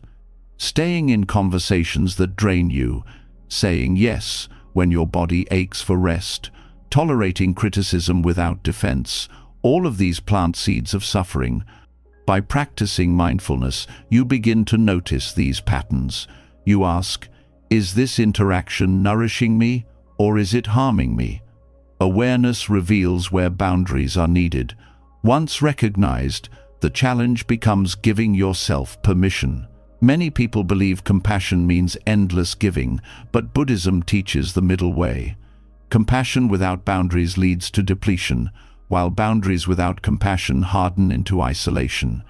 The balance is to set limits not with anger but with care for yourself and for others. When you say no kindly, you prevent harm on both sides. You protect yourself from exhaustion, and you prevent others from depending on resentment or false generosity. Setting boundaries is also a way of honoring impermanence. Your energy, time, and attention are not infinite. They change with circumstances. To pretend otherwise is to cling to an illusion. By setting boundaries, you acknowledge reality. You accept that you cannot do everything or please everyone, and you choose wisely how to direct your limited resources. This is not failure, it is wisdom. Compassionate boundaries also heal the nervous system. When you constantly override your needs to meet others' expectations, your body remains in stress. You live in tension, always anticipating the next demand. By practicing boundaries, you signal safety to your body. You say, I will not push you beyond what you can bear. Over time, this builds trust within, allowing you to rest more deeply and act from strength rather than survival. Another dimension is clarity in communication. Boundaries are not only internal decisions, they must be expressed. Practicing right speech inwardly prepares you to practice it outwardly. You can say, with calmness, I cannot take this on right now, or I need some quiet, or this way of speaking hurts me. These words are not weapons, they are bridges. They create transparency and prevent silent resentment from growing. Boundaries also protect joy. Without them, your days may fill with obligations that leave no space for what nourishes you: creativity, rest, connection, play. Setting limits opens room for these essential experiences. It is not indulgence. It is cultivating the conditions for a balanced life. Joy is not optional on the path. It is the energy that sustains compassion long-term. Scientific research confirms this. Studies on burnout show that lack of boundaries is one of the strongest predictors of exhaustion. People who learn to set clear, compassionate limits maintain higher levels of resilience and satisfaction. The data echoes the Dharma. Non-harming must include yourself if you wish to serve others sustainably. Practical exercises can support this practice. Begin by journaling about situations where you often feel drained or resentful. These are clues that a boundary is needed. Then, write down compassionate phrases you could use to express the limit. Practice saying them out loud until they feel natural. By preparing in this way, you train yourself to respond with calmness instead of avoidance or explosion. Meditation can also help. During practice, visualize yourself surrounded by a field of light. This field represents your compassionate boundary. It does not block love, but it filters out harm. When you encounter difficult situations, recall this image. Let it remind you that boundaries are not barriers, but spaces of safety where compassion can thrive. Another step is practicing small boundaries daily. You might set aside 10 minutes of silence before checking messages or decline an invitation when your body craves rest. Each small act reinforces the truth that your well-being matters. Over time, you build confidence to set larger boundaries in relationships or work. Compassionate boundaries also reshape how you see giving. Without limits, giving becomes sacrifice that breeds resentment. With boundaries, giving becomes choice that springs from genuine care. The difference is profound. When you know you can say no, your yes becomes authentic, not forced. This authenticity strengthens trust in relationships because others can feel the clarity behind your choices. On a deeper level, boundaries align with the Bodhisattva vow. To relieve suffering, you must include yourself in the circle of compassion. If you burn out, your ability to serve others diminishes. By protecting your energy, you ensure that compassion remains sustainable, steady, and rooted in joy rather than obligation. Ultimately, compassionate boundaries are not walls to keep people out, but doors that open only when it is healthy to do so. They are expressions of ahimsa, refusals to participate in harm, whether to yourself or to others.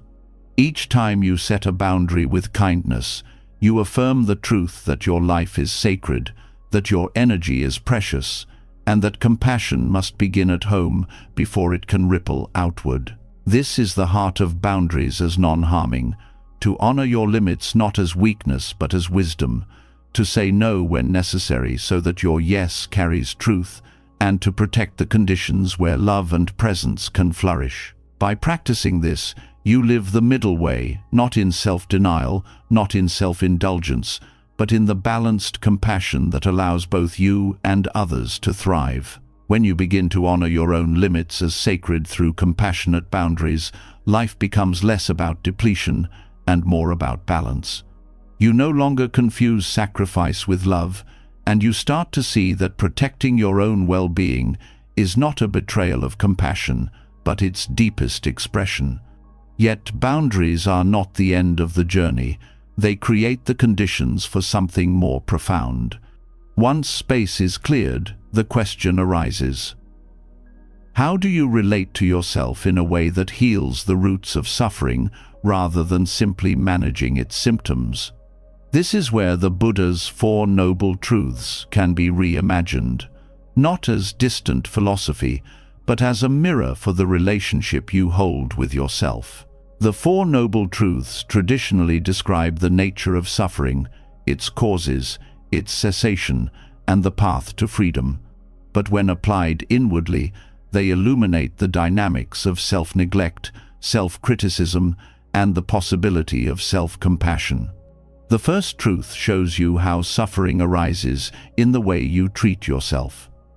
The second reveals the origins of harshness and why it repeats. The third offers the hope that these patterns can cease. And the fourth points to a practical path where self-love is cultivated as a living practice rather than an abstract idea. The first truth, suffering, becomes clear when you look at the subtle ways you harm yourself daily. The sting of inner criticism, the exhaustion of overextending, the loneliness of ignoring your own needs. These are not minor inconveniences, but genuine forms of dukkha. Acknowledging them is the beginning. Too often, people dismiss their own pain as unworthy compared to others. But the first truth insists: suffering is real, and it includes yours. Until you recognize this, healing cannot begin. The second truth, origin, asks you to trace where this suffering comes from. In self-relationship, the roots are often clinging to old stories, attachments to impossible ideals, and identification with harsh voices inherited from the past. Perhaps you absorbed criticism from family, comparison from culture, or perfectionism from fear of rejection. These forces become habits of mind, repeating automatically. Seeing their origin does not mean blaming yourself. It means understanding that self-neglect has causes, and what has causes can be released. The third truth, cessation, brings hope. Just as suffering has causes, it also has an end. This does not mean you will never struggle again, but that the cycle of self-harm can be interrupted. When you learn to loosen old stories, when you choose compassion over punishment, when you rest instead of driving yourself past exhaustion, suffering begins to dissolve. Cessation in this sense is not a dramatic moment of enlightenment, but the quiet freedom of no longer being your own enemy. The fourth truth, the path, is where practice becomes alive. Applied to self-relationship, this path is about cultivating habits that nurture instead of harm. Mindfulness, right speech turned inward, compassion in action, balance in effort, all become tools for walking a middle way with yourself. Each practice reinforces the message, I am included in compassion. The path is not linear, and it does not demand perfection. It is walked one step at a time, each choice an opportunity to water the seeds of kindness rather than cruelty. Seen through this lens, the Four Noble Truths become not only a map for spiritual liberation, but also a guide for healing self-neglect. They remind you that suffering is real and deserves acknowledgement, that it has causes which can be understood, that it can cease, and that there is a way forward. By reframing the truths in this way, you discover that the wisdom of the Buddha applies not only to lofty ideals, but also to the simple, daily work of learning to love yourself. This reframing is not theoretical, it changes how you live each day. When criticism rises, you recall the first truth. This is suffering. Instead of dismissing it, you acknowledge it. When you notice its roots in old patterns, you recall the second truth. This has origins, and I do not need to keep feeding them. When you pause and offer compassion, you experience the third truth. This suffering can ease.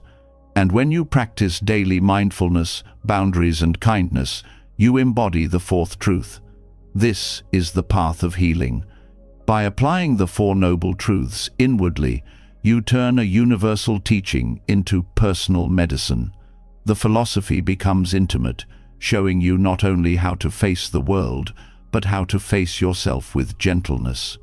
And in doing so, you discover that the end of self-neglect is not just possible, it is already beginning in the moments you choose compassion over harm.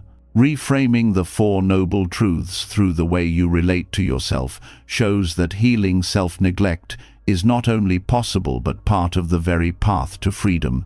You see that suffering is real, that it has causes, that it can be eased, and that there is a way forward.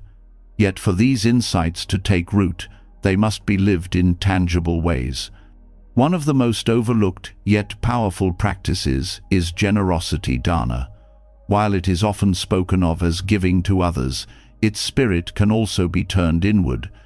When you learn to give to yourself with the same openness you extend to others, rest, nourishment, and joy become acts of profound generosity. Directing generosity inward begins with redefining what it means to give.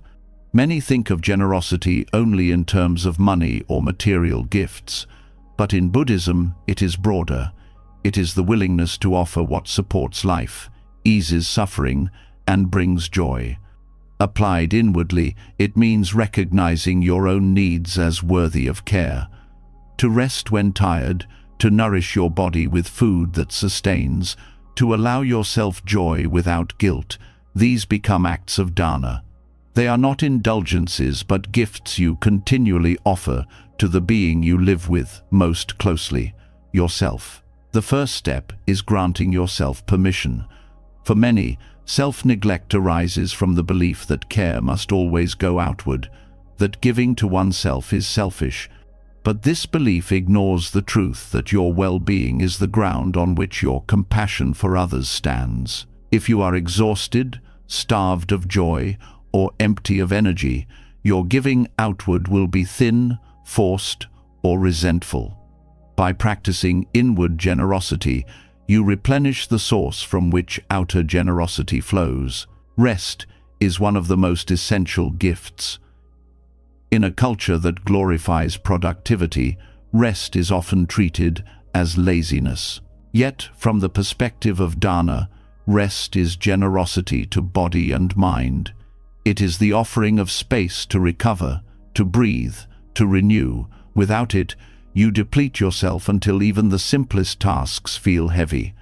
To lie down without guilt, to pause between tasks, to allow yourself a night of deep sleep. These are not trivial but profound acts of kindness that honor the truth of your impermanence and vulnerability. Nourishment is another form of dana.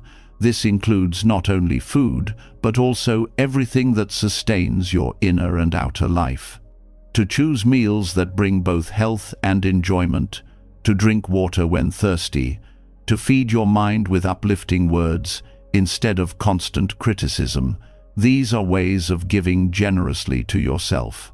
Nourishment means refusing to treat your body and mind as machines to be driven until they break. It means recognizing them as sacred vessels, deserving of care. Joy, too, is generosity. Many people deny themselves joy, believing it must be earned by perfection or achievement. But joy is not a luxury, it is nourishment for the heart. To let yourself smile at music, to walk in nature without agenda, to savor a simple meal, to laugh with a friend, these are not distractions from the path but part of it. Joy strengthens resilience and makes compassion sustainable. Offering joy to yourself is like watering a garden. It ensures that your inner world remains vibrant and alive. Scientific studies support this wisdom. Research shows that adequate rest improves memory, mood, and immune function. Balanced nourishment supports mental health, and regular experiences of joy increase resilience and longevity. In this sense, dana directed inward is not only spiritual but also biological. By caring for yourself, you create conditions for well-being that ripple into every aspect of life. Practices can help cultivate this form of generosity. Begin by reflecting daily. What can I give myself today that will support life and ease suffering? It may be something simple, 10 minutes of stillness, a nourishing meal, a walk outside. By asking this question regularly, you train yourself to recognize needs and respond with care. Another practice is to pause before giving to others and ask, am I giving from fullness or depletion? If from depletion, offer something to yourself first. This ensures your generosity outward is authentic and sustainable. Meditation can also be shaped around this practice. As you breathe, silently offer yourself phrases, may I be rested, may I be nourished, may I know joy. With each inhale, imagine receiving these gifts. With each exhale, imagine releasing guilt or resistance. Over time, this meditation rewires your relationship with self-care, making generosity toward yourself feel natural rather than selfish. On a deeper level, dana inwardly dismantles the cycle of self-punishment. Harshness often convinces you that you do not deserve care, that you must earn it. Generosity interrupts this cycle by giving freely, without condition. You do not need to be perfect to rest, to eat, to smile. You deserve these gifts simply because you are alive. This truth, repeated through practice, erodes the foundation of self-criticism and replaces it with trust. Generosity inward also transforms relationships. When you are nourished, rested, and joyful, your presence with others changes. You give not from obligation, but from abundance. You can listen without resentment, care without exhaustion, love without fear of depletion. In this way, dana directed inward does not isolate you. It strengthens your ability to serve. Ultimately, dana inwardly is about remembering that you are also a recipient of compassion. The same care you would extend to a loved one in need is the care you must also extend to yourself. Rest, nourishment, and joy are not indulgences but sacred offerings, reminders that your life is worthy of kindness. By practicing this generosity daily, you transform self-care from occasional relief into a constant rhythm of compassion, sustaining both yourself and the love you share with the world. When generosity is finally directed inward, rest, nourishment, and joy stop feeling like luxuries and begin to reveal themselves as essential forms of love. You learn that caring for yourself is not selfish, but a natural extension of compassion, a way of keeping your heart alive and your energy steady. Yet, even as you practice giving freely to yourself, there may still linger the silent weight of impossible standards, the demand to be flawless, to embody the perfect self, and to live up to ideals that were never real to begin with. These standards are heavy because they feel solid, unquestionable, permanent. The Heart Sutra offers a path of release through its most famous teaching. Form is emptiness. Emptiness is form. This phrase is often recited but rarely allowed to touch the heart where perfectionism hides. To understand it inwardly is to recognize that the image of a perfect self you chase has no inherent existence. It is empty not in the sense of worthless, but in the sense of lacking fixed, independent reality. The harsh standards you impose on yourself are built from thoughts, cultural pressures, memories, and comparisons. When you look closely, you see that there is no permanent, perfect self waiting for you to become it. There is only the process of living, changing, unfolding. Releasing the illusion of the perfect self begins with seeing how tightly it grips your daily life. The thought that you must always perform better, look better, achieve more, these are forms you mistake as solid truth. But emptiness reveals their fluidity. Standards change across time, across cultures, across circumstances. What seemed essential yesterday may dissolve tomorrow. By recognizing their emptiness, you free yourself from treating them as ultimate measures of worth. At the same time, the teaching "emptiness is form" prevents emptiness from becoming nihilism. It reminds you that while these standards are empty of inherent reality, they still appear and affect your experience. They are not to be denied, but to be understood as transient. You can engage with goals and values, but without clinging to them as ultimate truth. This balance allows you to live fully without being enslaved by harsh ideals. The first layer of this practice is noticing how harsh standards arise in thought. When you hear the inner voice saying, "I must never fail," pause and ask, what is the form of this thought? Where does it come from?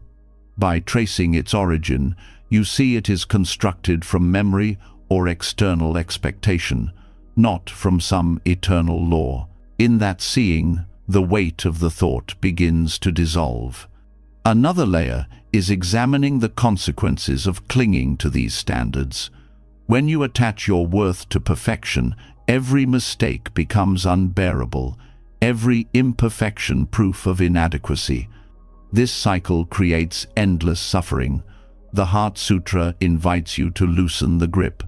By recognizing the emptiness of the perfect self, you begin to see mistakes as natural expressions of impermanence, not as violations of an impossible standard. Meditation deepens this insight. Sit quietly and observe the body. Notice sensations arising and fading, no fixed form remains. Observe thoughts appearing, dissolving, replaced by others. Ask yourself, where is the solid self that must be perfect?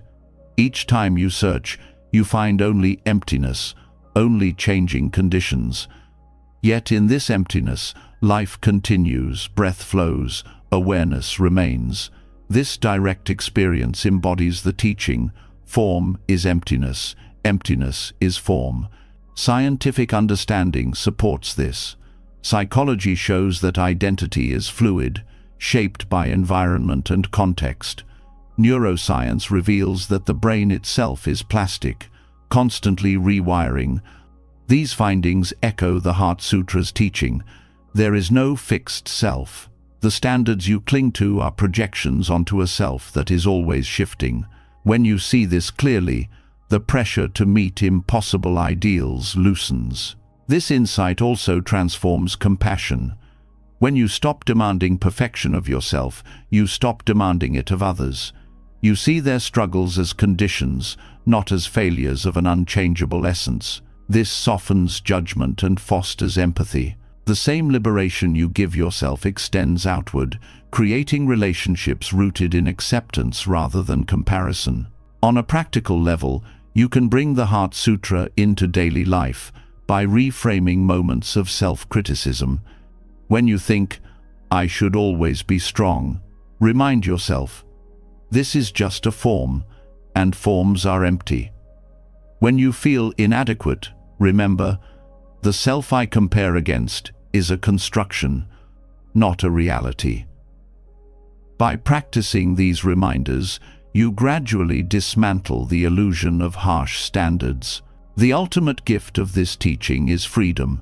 You are not bound to live under the tyranny of an imagined perfect self. You are free to live as a fluid, changing being, worthy of compassion in every form you take. Form is emptiness. Emptiness is form. Becomes not just a phrase, but a lived truth. Your imperfections are not proof of failure, but expressions of the same emptiness that makes growth, change, and compassion possible. In this way, the Heart Sutra becomes medicine for perfectionism. It teaches you to release the illusion of harsh standards, to rest in the openness of non-fixed identity, and to embrace yourself as worthy, not because you are flawless, but because you are alive. The liberation it offers is not abstract. It is the daily relief of no longer chasing what was never real. And in that release, self-love flows naturally, unburdened by impossible demands.